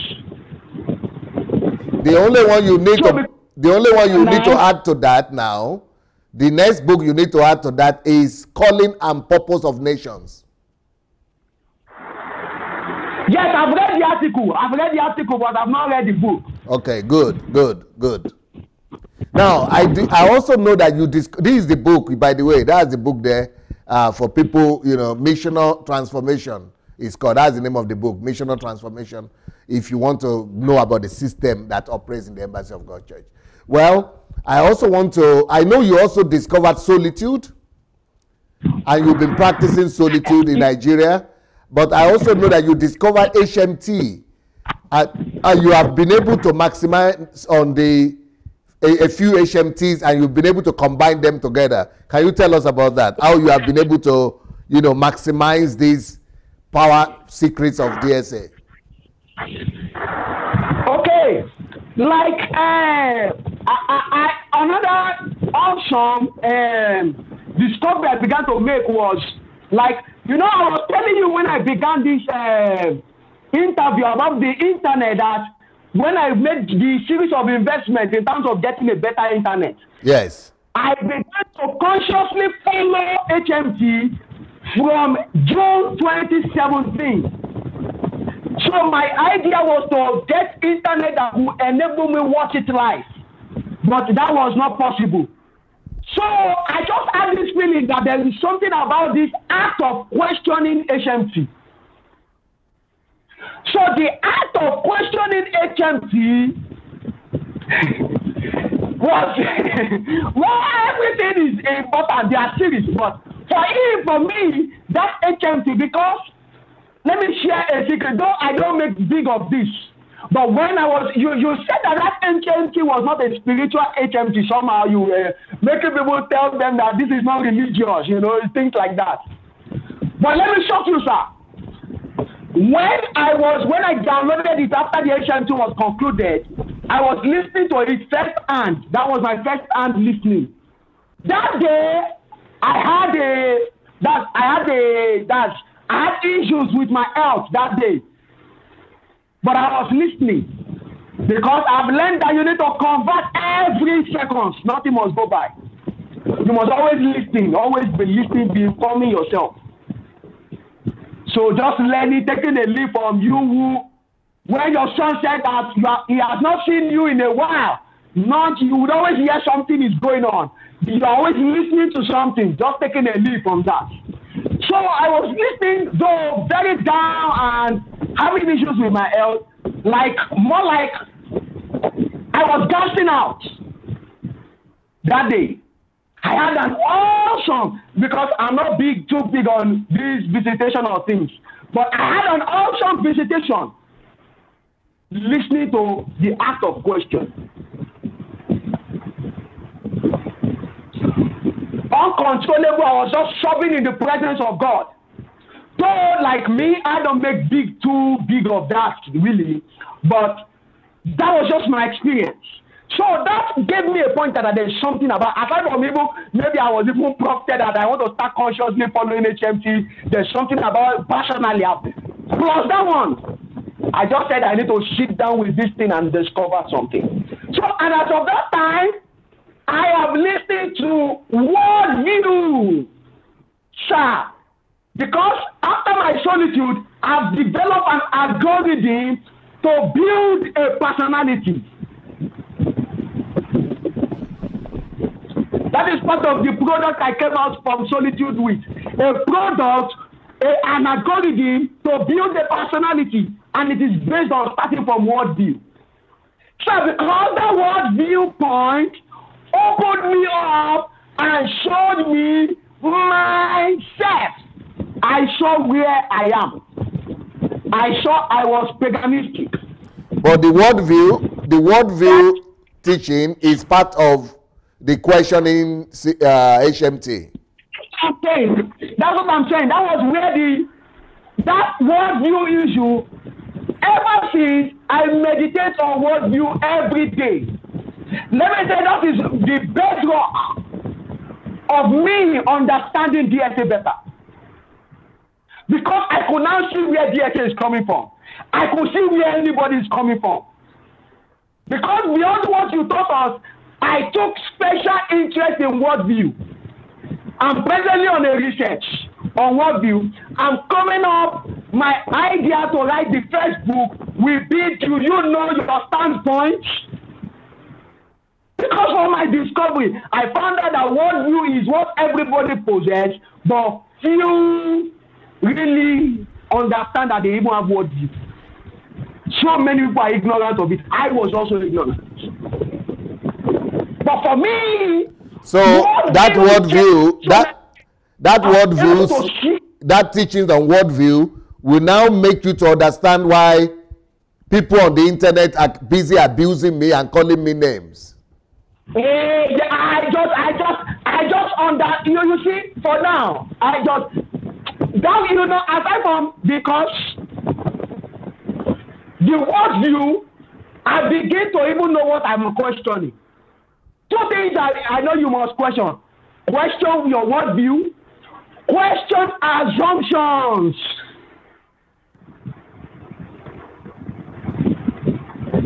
So you need to understand, you see, when we don't have the idea of worldview at all. I guess even that is the major problem in Nigeria. This concept of worldview is not even in place. Because I've gone deep, I've discovered the ingredient that makes up a worldview for my research. I'm now beginning to go through a process. I started with my view of God. I began to question what is my worldview. It is no longer what my daddy taught me. It is no longer what my environment taught me. It is now what I have questioned, what I've been able to process, my understanding of God first. The next one I went to was because those are the ingredients of worldview, my understanding of the universe. So you now need to go to the anthropology, the understanding of man. And that helps you to understand why there is no church in Nigeria, because it's paganistic worldview and paganistic and secret system practices. Accusing and spirit. Accusing and spirit. So, because I've even gone deeper, because, you said what challenged me was that you said you still had 60 strikes that you didn't even teach. So that challenged me that there is more to this, and I saw how the little you taught helped me. So I've been big on it. I've even been doing my research, and the product of my research will become a book. Do you know your standpoint?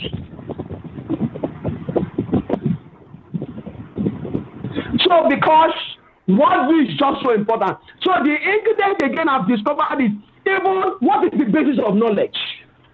You need to question that. So that is where you even begin to understand that even science has issues. Because recently, because of my study of worldview of the universe, I'm studying cosmology, which is the study of the universe. So basically, study questioning, at the end of questioning, has made me fall in love with science.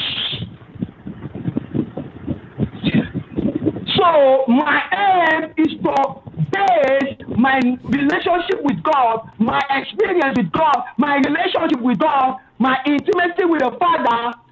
I need to develop it because I've discovered that science is a system of building and organizing knowledge. So basically, the art of questioning made things happen really. Especially, I began to understand your teaching. I began to understand how you develop your teaching because everything is based on scientific methods. So what you are developing from your approach of your relationship with God, you have been able to build your experience with God in solitude.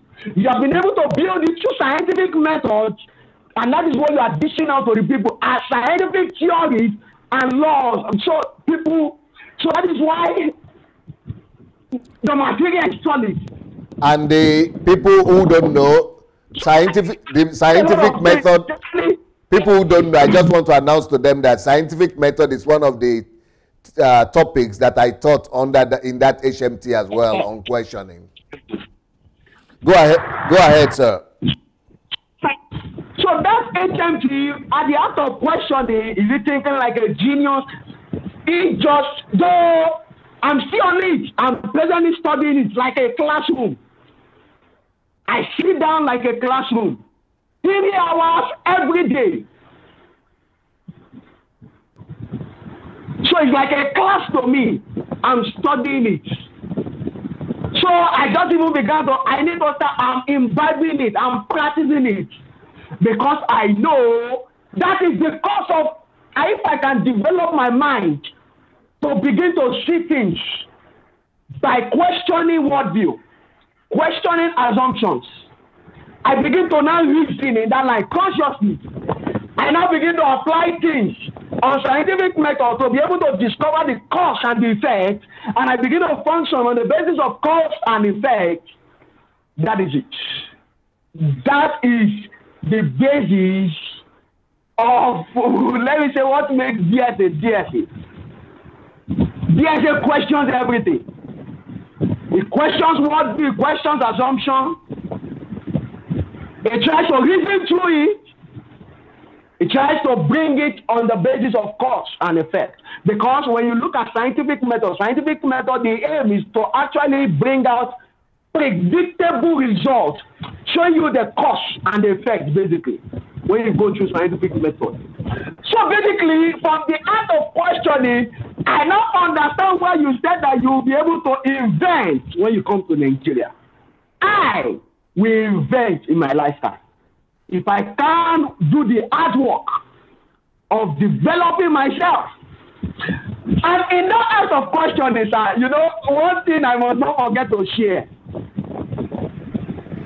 Is this analogy when you were explaining about personality? I have had issues with all this melancholy, sanguine, and things. I've just had issues with it. That's why will you call me? This thing has disadvantage I don't like. Because when you look at the basis, one thing that God did for me when I gave my life to Christ was giving me understanding. He helped me. I didn't experience miracle. Let me say that was my gift. I had foundational understanding. And some of the understanding I had was that in life, you need to. So some of the understanding I got, basically, was life is that you need to take personal responsibility about your life. So another thing that I got as a gift was because I was an introvert. I could not speak. I was so shy. So I prefer to be reserved, meditate, think. But through leadership, taking leadership role, God was able to help me to come out of my introvertness, my introvert nature. So, but I now began to have issue with that personality thing. That what is all these things? Though I did not have better explanation, but I got my explanation in that HMT. Where you said the personality they gave to you was all negative. You now took all the advantage of everything. You now built it into yourself.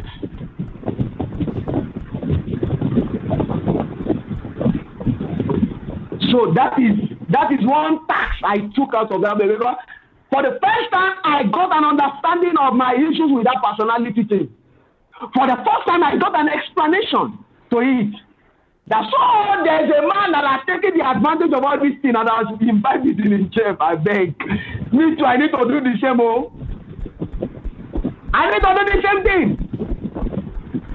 So a lot of things was actually maybe not that HMT. I would even love to come and review that HMT. Oh, that HMT is. So from that HMT, like I told you, it began my journey of focusing on HMT. Because I don't know one way or the other. I don't know what prompted you to do that act of questioning. But I know that, let me not just put percentage, but it is key if you want to really understand DSC. So another thing that was important, the next HMT was conversion. Though I've just had a first time listening to it. I've not started studying it. That's the next study. But if you can remember when that HMT was going on, I sent you a message that there is a link between the act of questioning and this conversion, and you confirmed to me, yes. I said that is right. So conversion is another thing. Though I have not studied it, I just have first-hand experience of it, first-time listening. Also, the next one, which is how to structure to achieve your life goal. That one, I'm even planning a solitude for that one. That's the last HMT. Yes, that one has solitude. So the content will help me to give me more details. I'll be able to do more detail. I'll be able to see more pictures. I'll be able to put more meticulousness into my life goal and vision for Nigeria. So that one is solitude. So the coming one, which is about system, I've also planned solitude for that one because I know that one too is powerful. I need it. So if you have written, I would have loved to come to the Embassy of God Church for this 25th anniversary, but things did not work out as planned for me. But I will still make our plan to come because there's something I'm planning. Because I've learned so much from understanding the Embassy of God Church. And so there is a vision I have to start a magazine called Kingdom Personality Magazine. So basically that magazine will be profiling what the world is ignorant of concerning the Embassy of God Church. So basically that is something I have, and that is part of my reason why I must be in Ukraine before you come back to Nigeria. And so, but to give the solitude. Yes. You wanted to say something, Sam? Solitude. Just give a detail into the solitude. Yes. I decided to go into solitude after listening to Dr. Anu's testimony. Because I was not listening to the program, that is the Friday program, the Pastoring Without Tears. I've not been listening to it. But I started listening to it from the time when he began how to build a 21st century cutting edge ministry. I was interested in that because I knew I want to build a 21st century cutting edge ministry. So, and the first, if you can remember, the first, this thing was solitude first. So, in his testimony, he was saying that he has been with DSA for 2 years, he has not gone to solitude.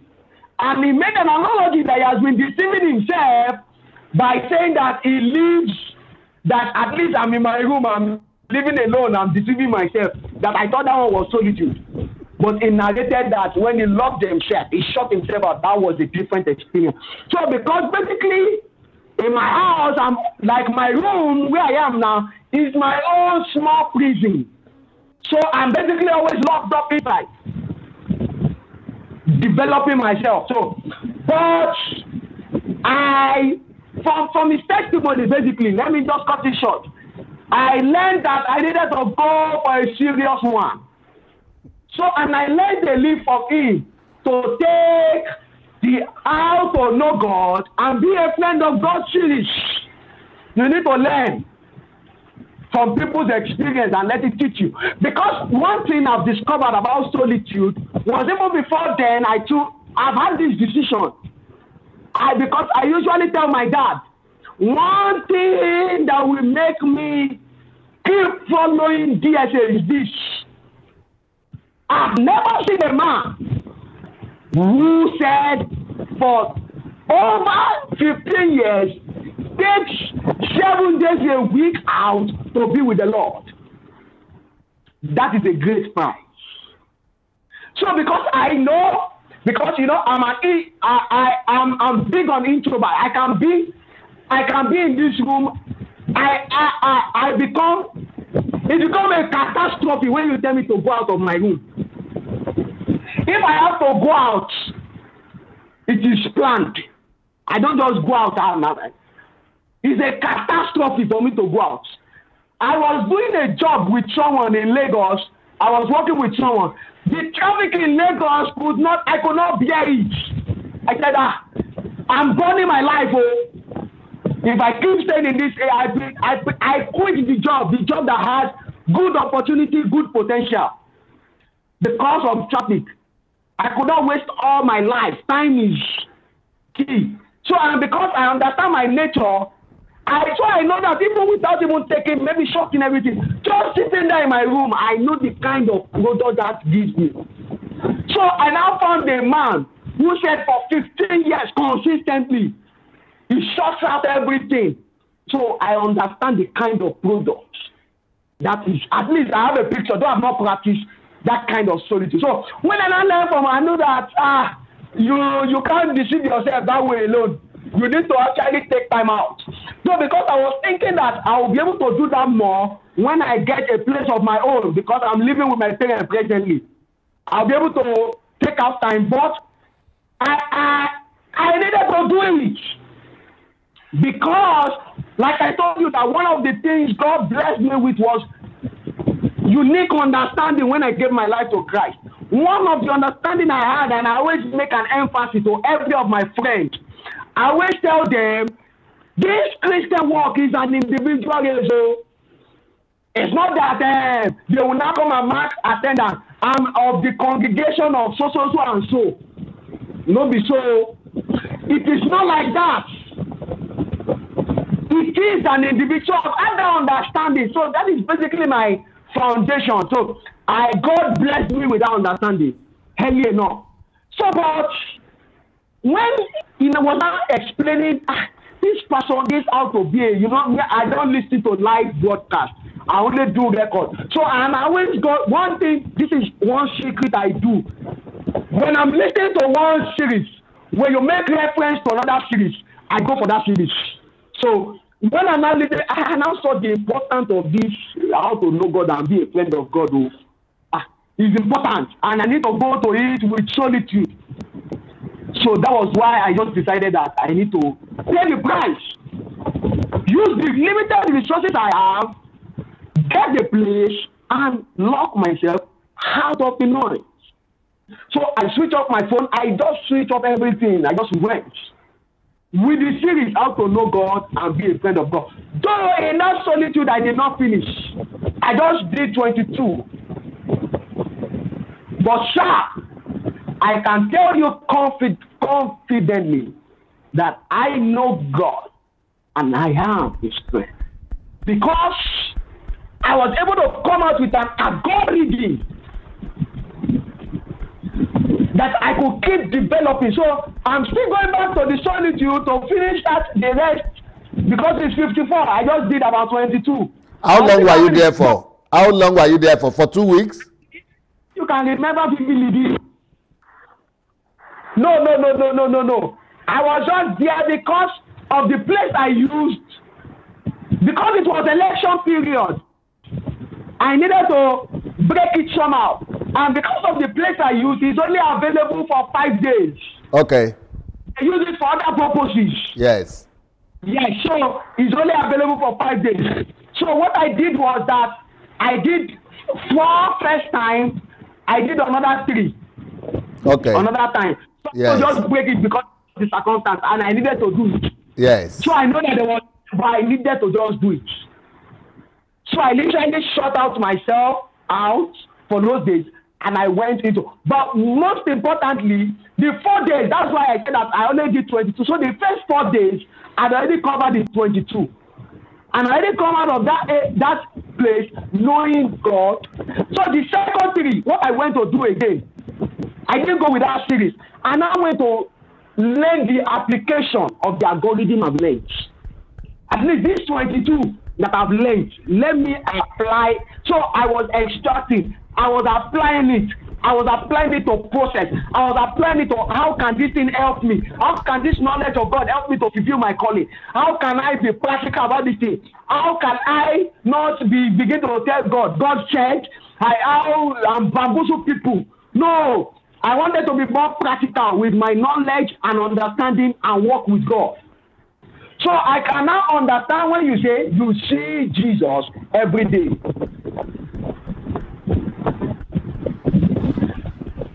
So really, that experience, and let me just give a secret that helped me, because that series is really challenging, especially maybe for someone like me who was just exposed to paganistic Christianity. So, but what helped me was this. I've read your article on learning how to live from inside out. So that article, and I've been able to process that article, and I've been living by that article. So basically, I've understood that if you really want to know God, if you really want to relate with God, it must be from inside out.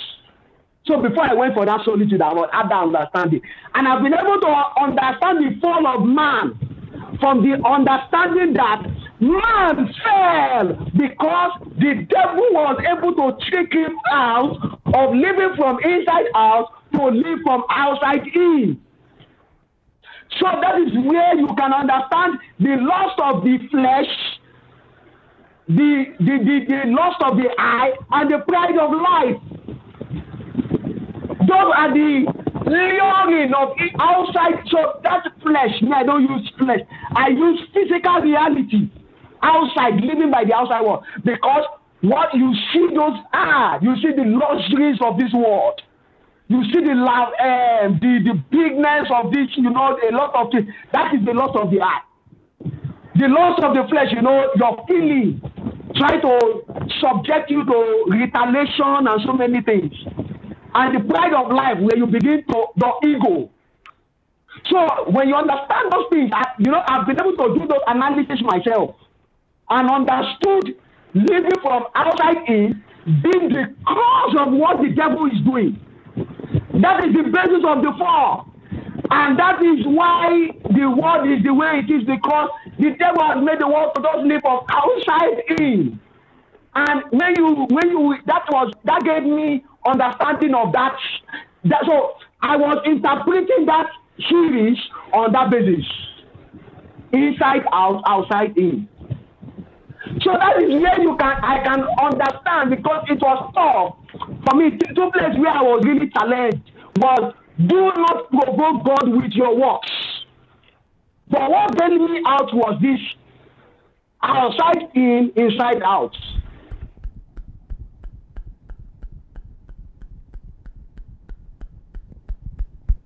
Yeah. Okay, that is network, right? Network challenge. You know, I can't stop. I can't just see myself coming to stop this program. It's impossible to stop it. I'm going to allow him to pour everything out. This guy just been listening to me for 1 year. But he's doing it purposefully. It's not just coming online, commenting and shouting. He's inculcating the material. Somebody who has just been listening for 1 year and who doesn't even have internet to listen, constantly and follow every day, but he's been able to inculcate and build himself, and then take all the material he's got to also form and come up with a system for his life. 25-year-old boy. 25. But look at the constructive attitude that he has toward listening to DSA. It's not just this guy doesn't listen to DSA, he studies DSA. He's looking for principles, he's looking for my values, he's looking for systems, he's looking for processes. The books he's reading, he's building, he's constructing his life. He's not just listening for entertainment. He's listening to develop his own worldview, to give life to himself. Not making noise. He never even called into the program before, never, because he never even watched it. And I'm sure there are a lot of people like that who never watched live or who never even called, who are using the material to build themselves, their lives, and their nations. That is what I want to challenge everybody to do.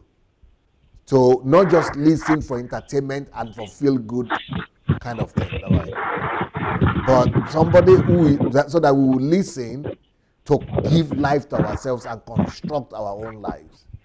Okay, where were we, Toby? Yes, I was at the point where I was saying that the second one that really challenged me was Jesus came to teach us how to live. Yes. So, but I would end up in dilemma. But one, I was in solitude, the presence of God, and again, my mind was already developed, and I processed living from inside out, outside in. So, and I've been able to, because one thing I do is I experiment a lot. I process things. So I've experimented that inside out. That is why I have the understanding that this is the basis of the temptation of the devil. When you go and read the temptation of Jesus, that was what he was targeting. It was wanting him to lose and lose focus of his connection with the Father on the inside, which I call the non-physical realities, to focus on the physical reality, for it to now be what will inform his decision. So basically, because you have analyzed and I've had this understanding that I've had this understanding. I am a spirit being. That is another thing that helped me. With a soul living in a body. So I understand that the real me, because that is one of the understanding that gives me victory over death. So I'm not scared of death, because I know that it's just me getting into the real me, which is my spirit being. I have left this cage and come into the fullness of myself. So I've had this I don't know that even the basic understanding of I'm a spirit being with a soul, I live in a body, is a confusion in the world. You hear so many people say that, oh, no, we are just a dual being, just the soul and the body. You understand all those people if you have analyzed worldview. And all worldview is even based on these things. If you can also analyze worldview from this concept of the fact that we are essentially spirit beings with a soul living in a body. So I understand that two components that will live with me at the point of death is my spirit and my soul.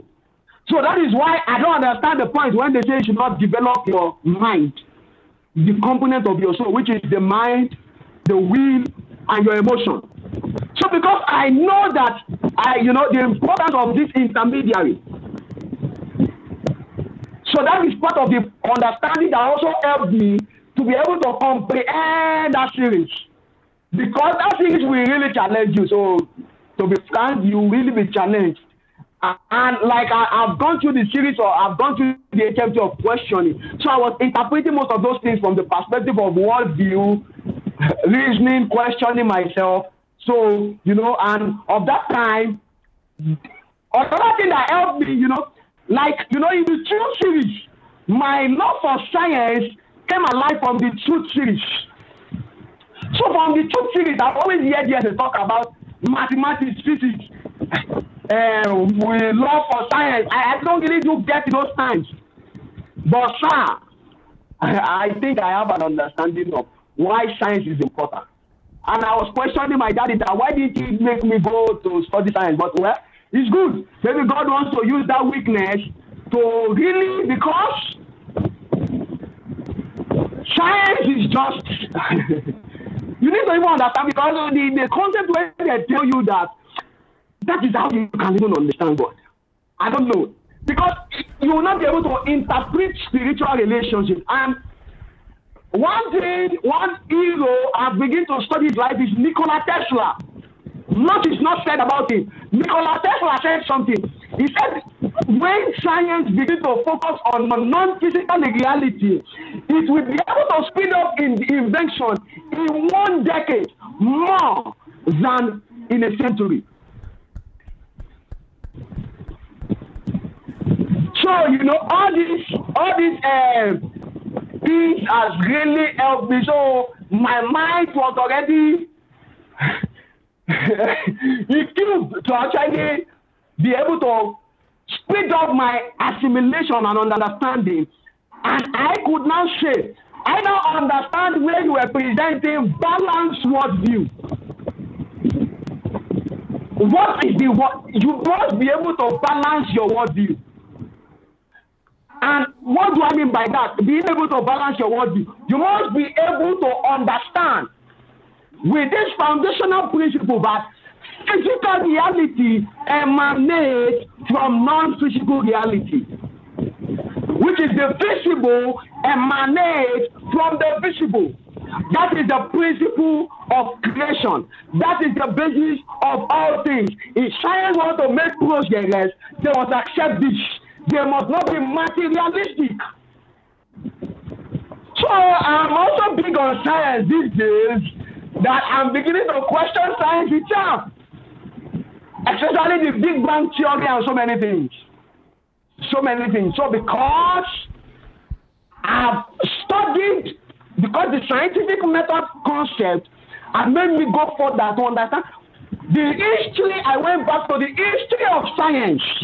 How did science came to be? Why is the ODS always emphasizing science?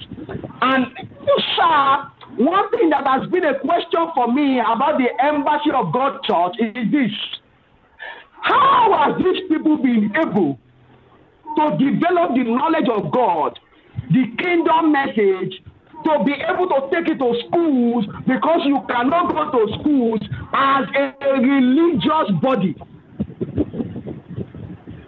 What is it? Scientific methods. That is why the Embassy of God could develop curriculums. So everything in the Embassy of God is founded on education, enlightenment. And how have they been able to translate? They will, there's a present argument. They are saying that the critics are talking about overemphasis on books, but you need to really understand. That is why I say that you must have a balanced worldview. You must understand that it takes you to have a balanced worldview to be able to relate with everybody, with empathy, understand where this person is coming from, understand where you are. So that's why they don't understand when you always say, you always make words like, understand where I'm coming from. And you have been able to be so balanced in the sense that you have been able to function on basically this principle of the fact that non-physical reality is what dictates physical reality. So physical reality emanates from non-physical reality. So you've been able to live in a balance, relating with God in the invisible, being able to convert that into the visible. And that is where the idea that the most important thing you can learn, or the most important word you can never understand, is conversion. So, and I've come to understand that why the embassy of God has been able to, in spite of the limitation of the fact that they cannot really go to say that in the school that Jesus, just like Nigeria, you can take it anywhere, anyway. It's very easy. But where in Europe, where you are limited and restricted, people have been able to develop their mind scientifically and be able to convert their experience of God. Because I began to discover even the story of Nikola Tesla. Nikola Tesla, I believe that man understood God. Because he said that for every invention he did it complete. He did not experiment. Nikola Tesla was a man that did not experiment. He designed everything from the realm of the invisible. So he has his machine. He said, I will function, my machine will be functional in my imagination.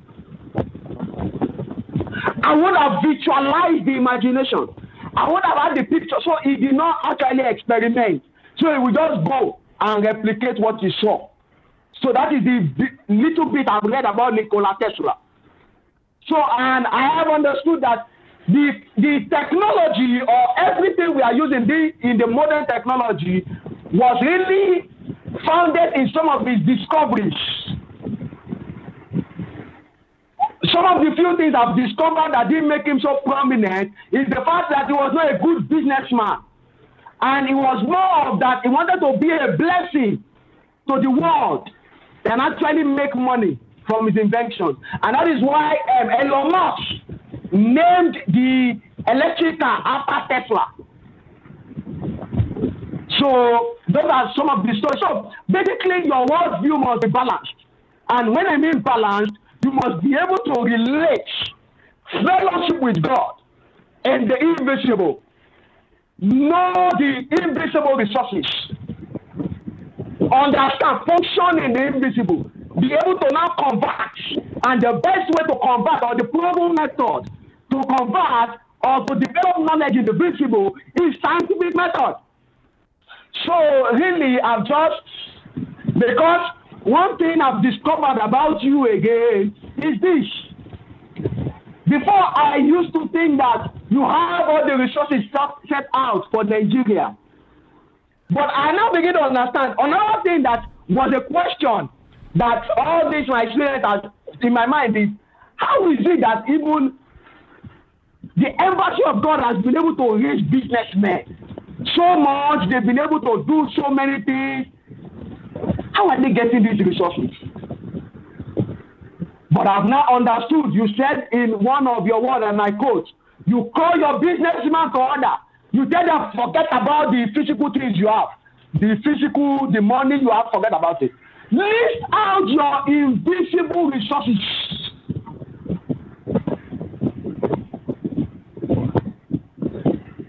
So I'm doing the same too. So what will bring to pass my vision for Nigeria is not maybe I have the visible resources, no. But I've been able to begin to list my invisible resources. And I'm beginning to learn how will I convert these invisible resources into visible substance.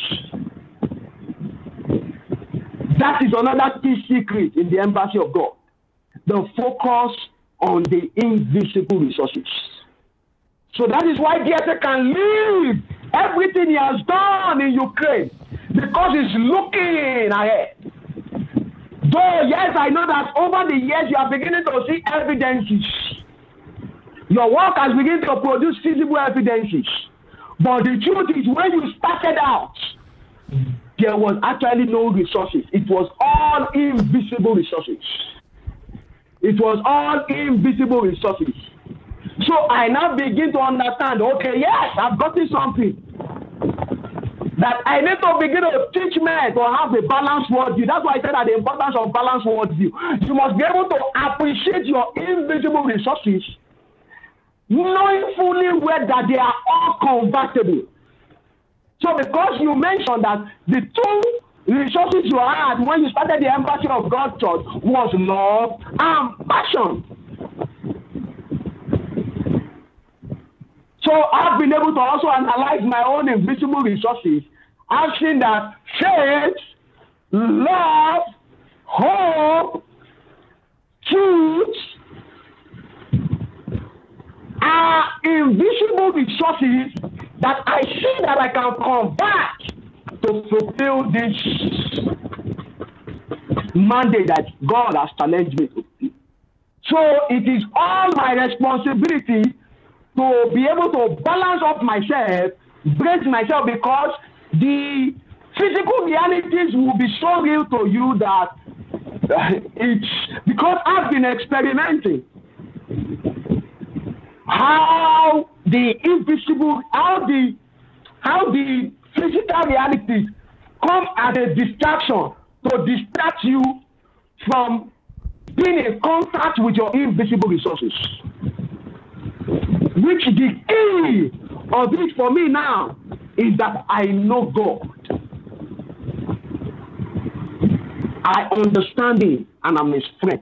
Because one scripture that is a blessing to me is the scripture of Romans, is it 1:19 or so? That's where it was talking about the invisible qualities of God are made visible. So these are things that really I'm developing myself on to really be able to live from inside out, because that is the basis of saying that I know God and I'm a friend of God and I can tell the world. I don't need to even tell anybody. The world can see from my visible product that yes, this man must be coming from somewhere. But then, like in your case, they don't understand. That's why the world, I have contacted superior knowledge, and I have been fortified with superior understanding.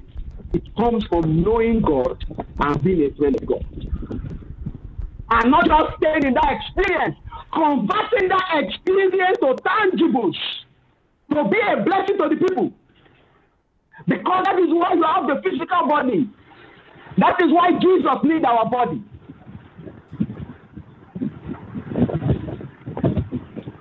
That is the whole essence why I'm here on earth.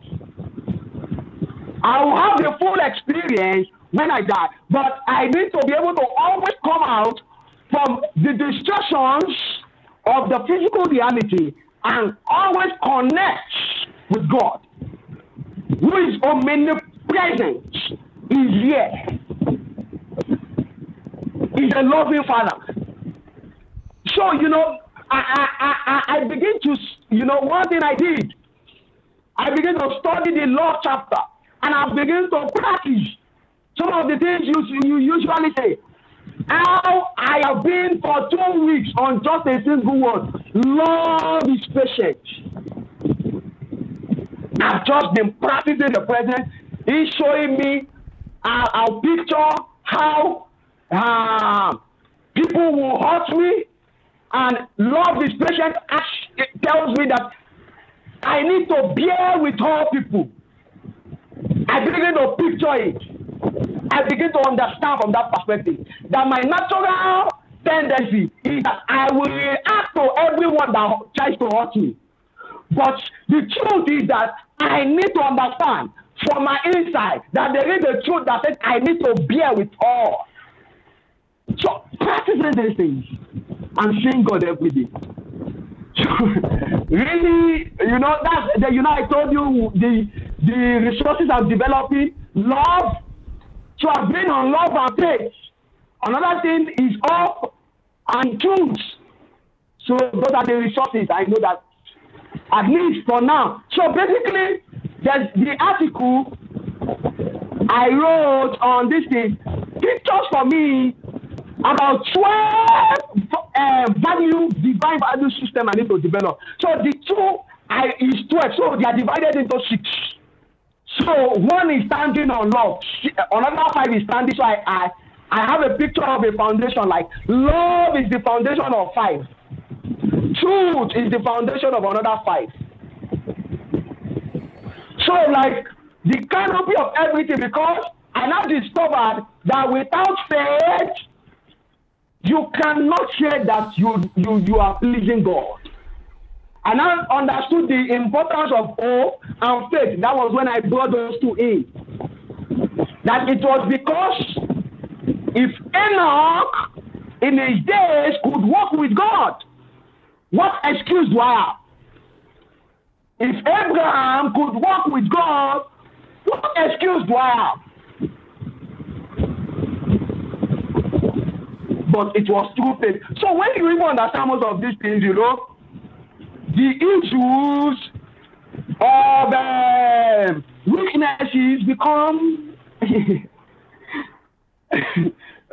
because one thing I've seen is that when people want to criticize DSA, they go about the weaknesses. But here's my own stand. I will say that weaknesses in itself is a proof that you are actually developing, because development is not an absence of weakness. It is the proof that you are actually scaling through those weaknesses and manifesting still. So because many times the attack is actually on weakness, but you know, many times I've found out that they don't have a stand on the fact to reprove the teachings. Most times. So except for the recent one where they are talking about the emphasis on book is getting too much or something. I don't know. But because these days I will try to, because after my solitude, I shut out Facebook and I saw the impact of concentration. And this morning I was reading a lady who experimented also for a month without social media. Just to buttress a bit, because there's even so much noise these days. Because I've discovered that you need to build life into yourself first before you can say you want to give life to others. So for me, that is my emphasis now.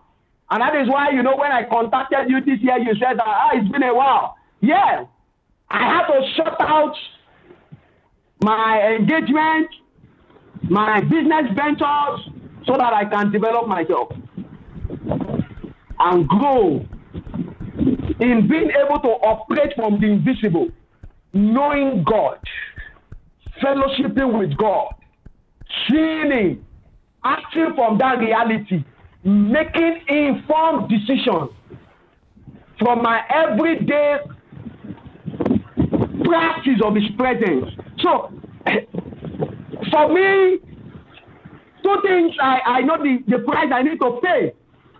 Always ensuring I practice the presence of God at all times, knowing that God is here. He's right beside me. I am in Him. He is it. So just seeing Him, you know, how you just fellowship. So it's been an amazing experience, because I know the price I need to pay is continuously practicing the presence that way. Seeing Him. Seeing that I am in Him, have been raised together with Christ Jesus, seated at the right hand of the Father. I can love on Him. I can hug Him. So I know that is the sacrifice I need to pay. Practicing His presence. And the second price I need to pay is solitude. I need to pay the price of solitude. So, these are some of the things I've discovered. I'm still in the process. I'm still learning. And I pray God will continue to strengthen you.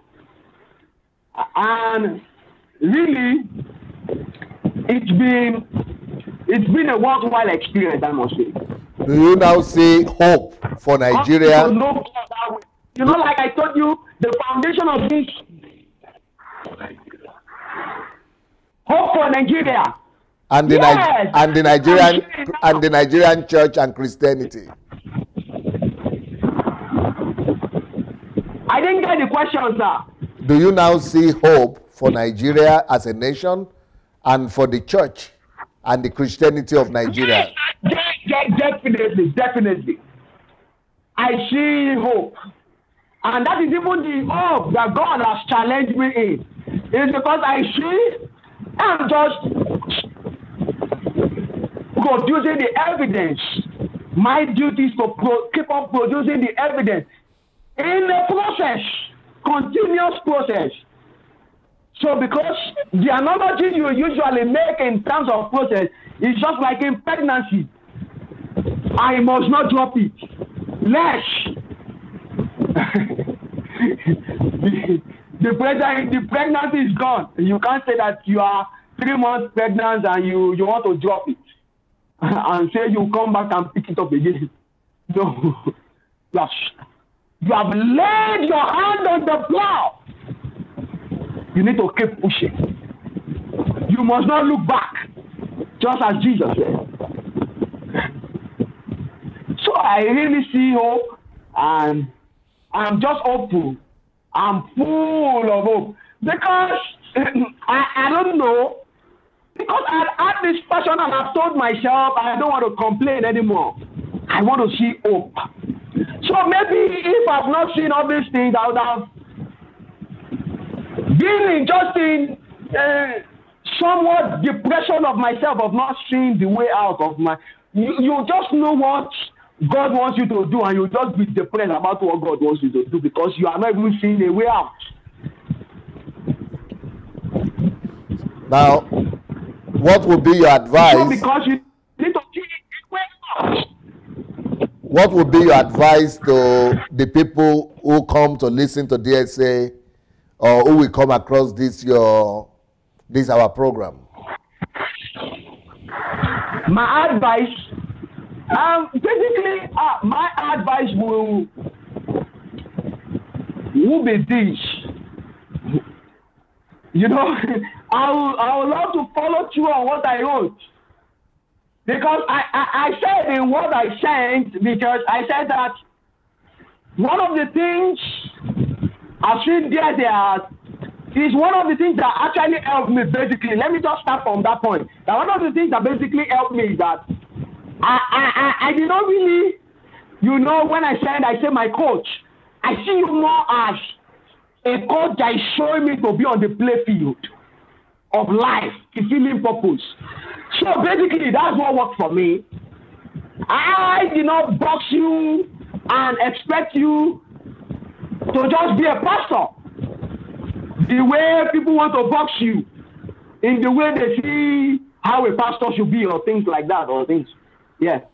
So because you always make the emphasis that you don't see yourself as a pastor to Ukraine. You see yourself as a deliverer. So, but people want to try to box you in their idea of who a pastor should be. So that's why they say, pastor, face your calling. So, but that's one of the things that helped me overcome so many sentiments that made me see the many sides of you, really, beyond the pastor concept of how we see pastor. Yeah. So one thing I said is DSA is one of the great minds worthy to learn from.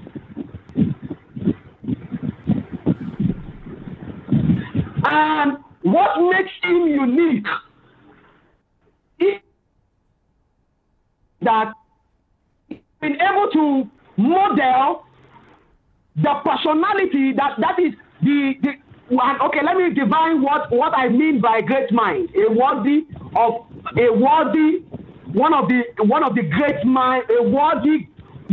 the great minds to learn from. Who is worthy to learn from? That is who DSA is. Let me now give my definition of great mind. Great mind are those who have been able to reveal principles and values that are worthy to build personality that can birth transformation. So those personalities are released to birth transformation. That is how I see great minds. So DSA is one of the world's great minds to learn from. And what makes him unique is this. He has been able to develop not his own principles or values, but the principles and values of the personality of Christ.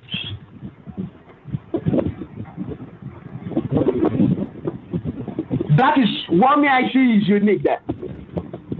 There are great minds in the world. We have the Thomas Edison, we have the Benjamin Franklin. We have great minds that have lived, that are still living.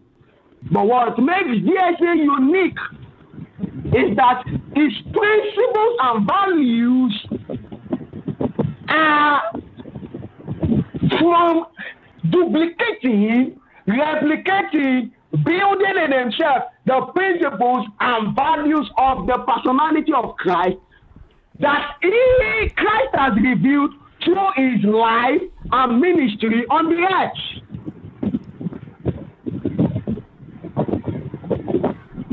So that is why you might have heard people say that, or people who have had one-on-one encounter with him say that we see Jesus in DSA. And that is one of his goals.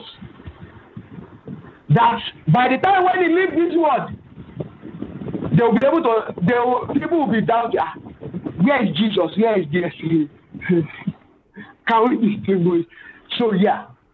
So that is what makes, for me, among all great minds, because one thing you need to understand and people need to get is biblical heroes was able, that's also having a balanced worldview, was able to balance things that have been revealed through the minds of men and the present inspiration God is giving you as an individual.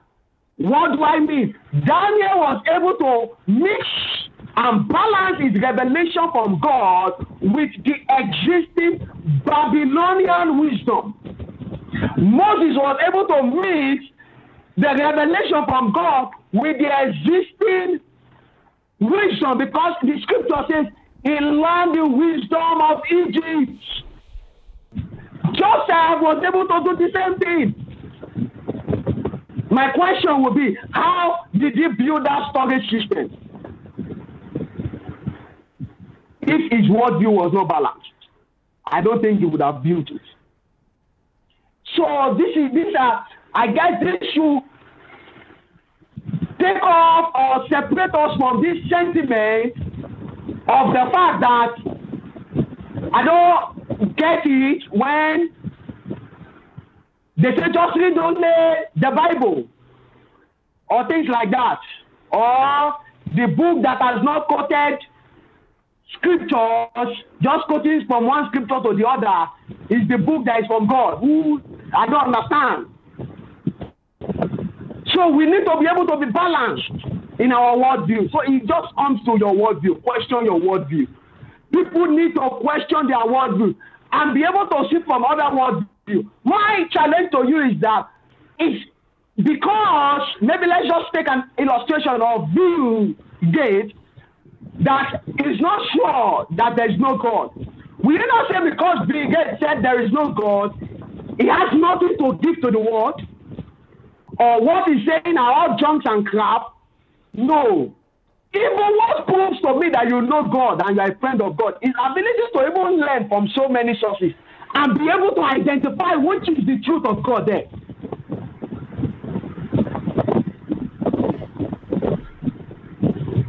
And that is one thing you usually say. I'll be sure, these are foundational things, like I said, and I want to really recommend, just to cut my, to give it on a summary, I want to recommend How to Know God and Be a Friend of God series.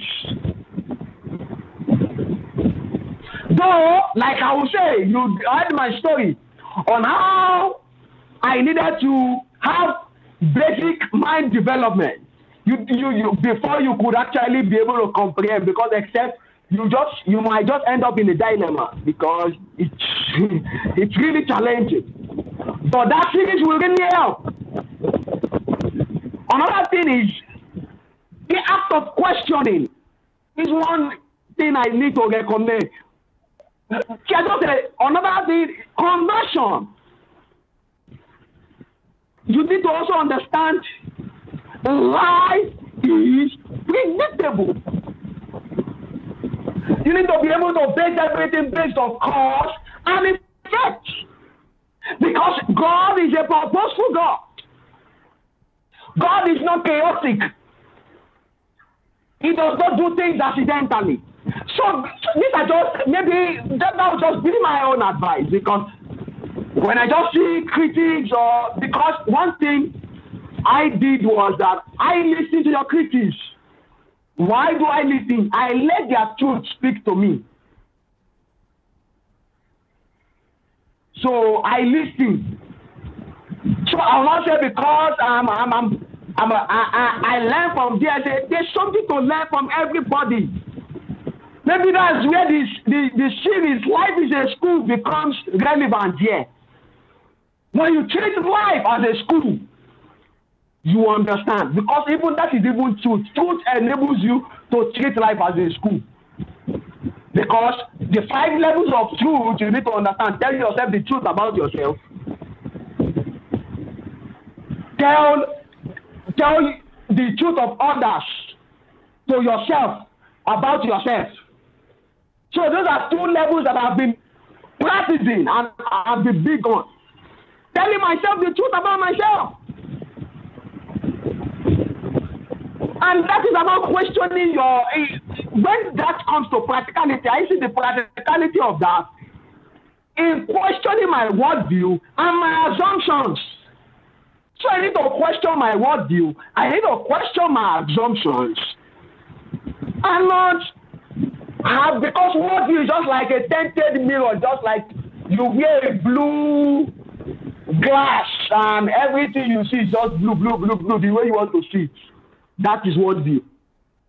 So because when I understood worldview, I began to, each time I now listen to DSA, that is the basis of my analysis. So really, these are recommendations I can make, because though I've not listened to other HMPs, but I would like to recommend the HMP from questioning. There's just a link, I don't know. And I will conclude on this so that the link that I am seeing in those HMP and the upcoming one, if anyone can click the link and combine and see through those things, you'll be able to change any nation by using those things. Because these are just the link between, repeat that please, the link between questioning, conversion, how to structure, achieve your life for the next 25 years, to plan your life for the next 25 years. Which is, that one, when I said I'm going for solitude, that is, how can I put it? Life predictable makes substantial. Where you can see your life, you can take a hold of it. Life is not more accidental. It's just so predictable. So, and the system, because I'm be able to see this connection, because I'm like I told you, my duty is to study the over 30 years experience of DSA. So I always challenge myself to see pictures of what is going on in the Embassy of God Church. I see the Embassy of God Church. And that is why I'm big on actually profiling the magazine that one of the magazine that will become that's one of the things that the Kingdom Personality Hub will be doing, would actually be profiling the Embassy of God Church. Because I'm just sorry to say, maybe, you know, I'm not being sentimental biased. I don't want to say because DSA is in Nigeria. I know that maybe if you were not a Nigerian, maybe what has happened in the Embassy of God Church, even from my research of them applying, people that have seen apply these 7 spheres of influence, nobody has applied it the way the Embassy of God Church has applied it. So I feel the world needs to know. That is my feeling. That maybe why I'm not, no matter what they say, or I am seeing something. I just see the Embassy of God Church. Each time you speak, I see how it's working. I see how I can recreate it. I see how I can bring it, because this is a model that has worked. And I'm not making it work as a church. Oh, don't get me wrong. I'm not starting a church. You know, I'm making it work as just a teacher, because my life goal is to teach, to serve and lead, to disciple all people group. So when I mean all people group, whether it be Buddhism, all people group, whether it be Muslims, all people group, whether it be atheists, all people group, all people group, and nations. In what? In the kingdom values and principles. So basically, my goal is just to teach, serve and lead. I'm just trying to summarize and ensure that through this, God's kingdom, which is God's order, God's way of doing things, through a transformed thinking. Do not be conformed to this world, but be ye transformed. Because when you understand the message of Jesus, he came to say, repent. What is the word repent? Have a change of mind. So that is the cause of my life goal. So I believe that when you look at my life goal and you look at all what I've been saying this morning, I don't know if you are someone who if our listeners can connect things, you can connect dots, because it's very crucial. If you really want to be an inventor, you want to be able to create things of your own that will be unique, you must be able to connect things. You must be able to listen, process, and connect. I believe there is an integration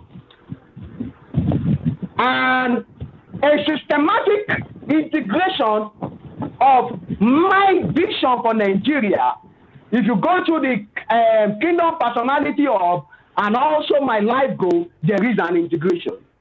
And they are of a singular drive. And that life goal that I just mentioned is just my summary of the capsule.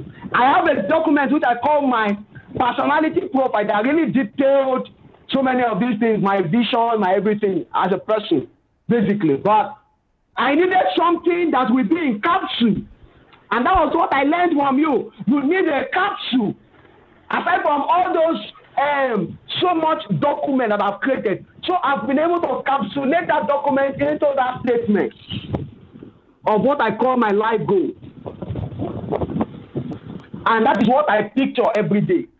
And I see this connection, how it connects to Kingdom Personality Hub as the starting point, how it will connect, how I'm going to connect it to the Nigerian Revive Project, because basically the 3 people, everybody that I'm raising, that I'm going to work with, must be national transformation conscious.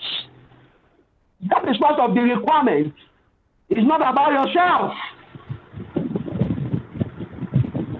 Even in my business, my employees, like I said, will not work with me for more than the years I'm looking at, 5 years maximum. They should have learned how to discover their purpose, how to integrate many of these things, because I would have developed teachings. That is my job, that is my duty, because I know that is my gift.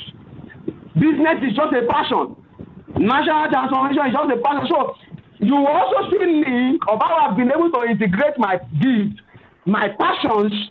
I've been able to integrate it together and bring out the connection in them and make them that this one is not there. I'm running here. I'm not running anywhere. It's all single and a process. I can see the picture. I see all of them like in one. Beautiful. Wow. That is Ololade Oluwatobi Eyinade. What is your name? What do we call you? Is it Oluwatobi or Ololade? Anyone, all are good names. Yeah, but anyone. What do they call you? What do they call you? What do you prefer? What do your friends call you? Yeah, like now I had like why I said anything is, because my name Ololade is my first name, and perhaps that's my name in my primary school. But I found out that people don't call it in full. People like to shorten it, and I don't like it. To Ololade, it does not bring out the meaning when you cut that Ololade out of it for me. So I didn't like it, and that was why I just made it simple for people and started using Oluwatobi so that they can actually, when you want to cut it, you cut it to Tobi. I'm fine with that. You can do that. Okay. So either Ololade or Tobi. Me as Ololade, so all right. Yeah, I'm fine. Well. I warned the people in the beginning of this video that they should get ready, and they are seeing the future of Nigeria and why I'm doing what I'm doing. There are a lot of people, and I see that the most committed and the most inspiring disciples that I have are in your age range, between 22 to 30, like that, especially 25, 24, 25, 26, 27. There is an understanding that they have of my concepts. Yes, what I will say is, this is my explanation to that. I always tell people that my generation, I'm hopeful of my generation, though people always try to talk me out of it. But I'm hopeful that my generation has not yet spoken. We are still in the making. We have not yet spoken. And that's why I'm hopeful of my generation. Though some people are already buying into the Moses generation approach. But this is about building. We need to leave the era explaining from how we explain it from the Moses generation and the Joshua generation. The Moses generation waited for miracles and manna. They walked in the wilderness. God provided everything for them. But now is the time that we will say that we are well able. We are confident.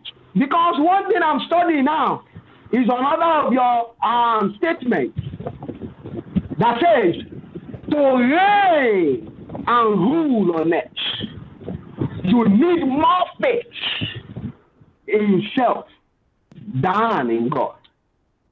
That is the difference between the Moses generation and the Joshua generation. Where we are saying that we are like grasshoppers, we are this and that. Yes, both of them believe God. But what differentiates the Joshua generation and the Moses generation was that the Joshua generation said, we are well able to take the land. So I believe, like you said, and one consolation I do have is most times when I don't understand you, I tell myself this thing is for DSA is working for 300 years ahead. So I need to be patient. So that is the truth.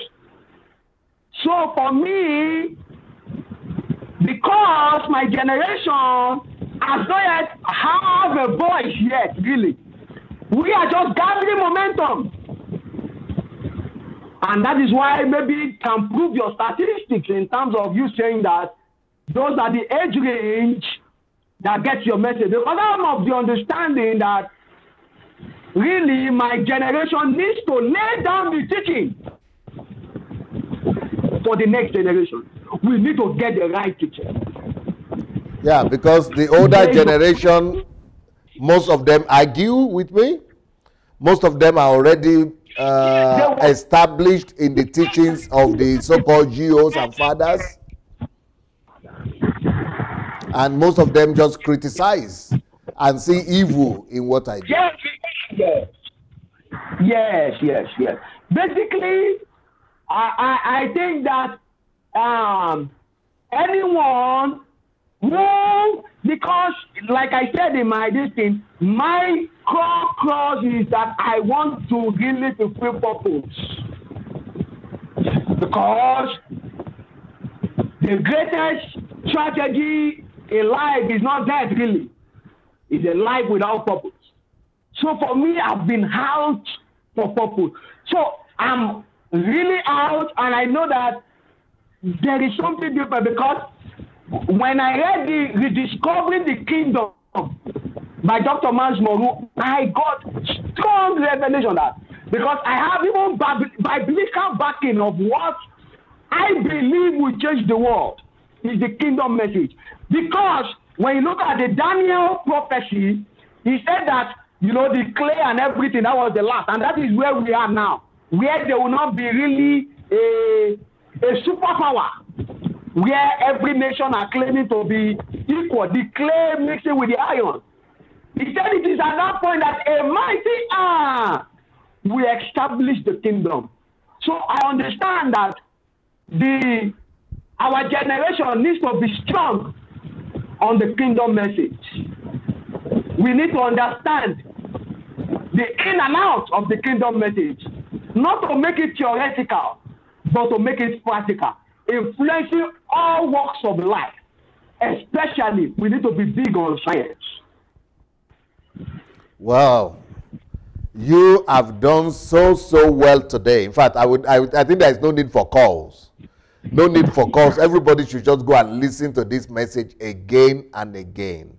I'm so impressed by the way you have imbibed so much of my resources and materials into yourself, despite the fact that you are living in Nigeria, where the internet is not readily available, and the fact that you are so young, and you have been able to conceptualize me in your understanding, and you've been able to, you've been able to see and been able to,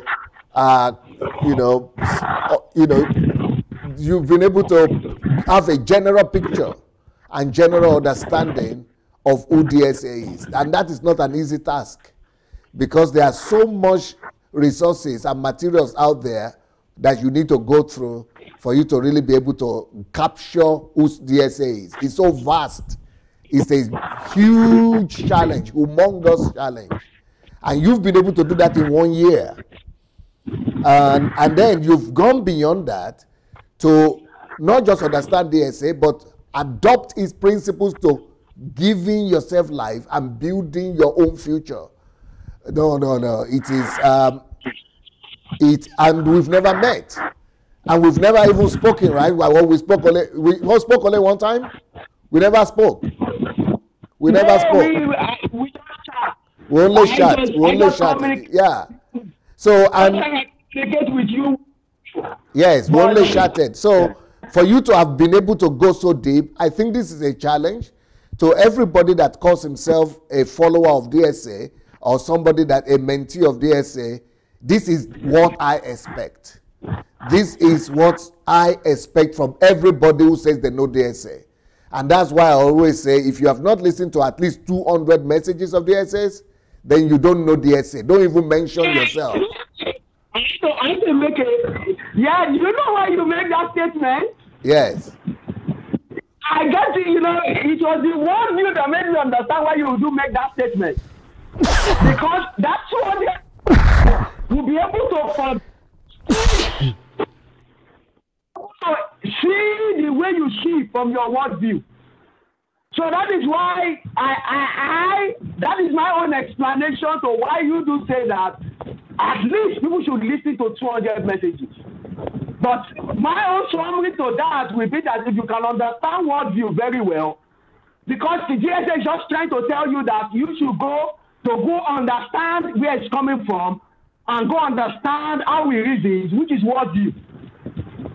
So because my algorithm to building a personality is starting from worldview. Because your worldview determines your... Yes. And I hope people would be able to find that worldview teaching, but the teaching... Yes, go ahead. Yes, the worldview teaching is part of the questions HMT. Sorry? Yes, questioning HMT. Yes. So I said that my algorithm to build personalities is that I need to start challenging worldview. Yes. The way people, the wrong worldviews. That is not in line with God's worldview. So when you challenge that, they will now begin to see the way God sees. So that scripture will now come to life in the sense that when Jesus was saying, when God was saying, my ways are not your ways, my thoughts are higher than your thoughts. He's not trying to say that God is now saying that he's not saying that it's not attainable. It's just that it is higher. So you need to come up higher by questioning your worldview. So your worldview determines your interpretation of life, which makes you begin to see how God sees. So from there, that now begins to inform your paradigm, the way you think, what you know, how you understand things, how you conceptualize things will be there. So before you now start to talk about what you now start to manifest outwardly. So that is my own step-by-step building of a personality and an algorithm I've tried to develop. Yeah. For myself, that my teaching must be systematic for that purpose. Yeah, so that's a good advice there, that people who really want to understand DSA should start with the worldview teachings. There are two parts, I think, in that worldview. So, and also... do your listening. I also advise you, because you said in that series that you still have 60 more. So you still have 60 more slides to go. You didn't finish it, But I also want to... So that challenge me to have personal research, because I know there is more for you. Let me also give you more for your own development. I know you have not listened to the order HMT, the HMT on order. Order, yes, no. What I'm planning to do now is I want to walk forward in the sense that I want to go through the questioning, conversion, the life prediction of 25 years, then also go through the one that is coming. Then I will now start walking back to make a dot from the one of April, which you talk about the national transformation, the one of January, which you talk about, now walk backward again. So that is my own plan. Beautiful. That is. I just wanted to know that you are aware of them. No, I'm aware of them, but I just need to be systematic. Okay. And be able to. I'm not just listening. I walk forward like that. When I don't just know why I have a personal conviction, because I know you mentioned once that this coming HMT might be the last HMT. Yes. So I don't know. I just have this strange connection of these 4 HMTs. Right. First. that if I could substantiate this 4 HMT, I'll be able to walk back the red HMT and be able to conceptualize it. Beautiful. Good job. I don't just my personal and my own personal impression. Beautiful. I'm so happy for you. You made my day today. And most likely, Doctor Anu will get in touch with you. There is a proposal that is going to offer you. It just came to my mind now while we are doing this program. So he's going to get in touch with you and propose something to you. So thank you so much. It's been a very engaging. I just want to still part of my plan. I really do all because I know I also sense that since you said that this forthcoming HMT is the last HMT, I am beginning to sense maybe you're coming soon. But I really hope that my plan to still come, I'll be able to still meet you there in Ukraine, because I really need to meet you right there in Ukraine before you come to Nigeria. I don't know. No problem. We'll work on that as well. So thank you so very much for your time. And thank you so much, everybody. Please go and share this message with as many people as possible. Let's share it with our inboxes and with our sons and junior brothers and sisters. Especially the junior generation, the younger generation of Nigerians. Let's go ahead and share this message with as many people as possible in inboxes and everywhere. Oluwatobi has done a great job. Great job. And, I just wish, this is my dream for every person that identifies with DSA, that they will be able to capture and conceptualize DSA and its essence the way this young man has done.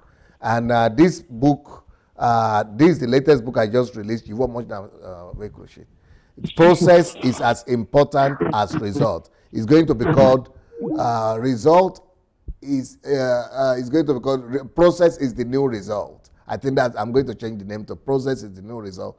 But this is the latest book. The one before that was How to Find Money for your dream, How to Find Money for Your Dream. So those two books are about systems. And if you are interested in systems, those two books will really help you. There are 2 more books coming, all about systems before this HMT. So, and there is no need to call because we've had 3.5 hours and of one person just pouring himself out. And I'm so glad that I was able to give him that much time. I will be coming the next 10 minutes to continue my teaching on how to know God through the church,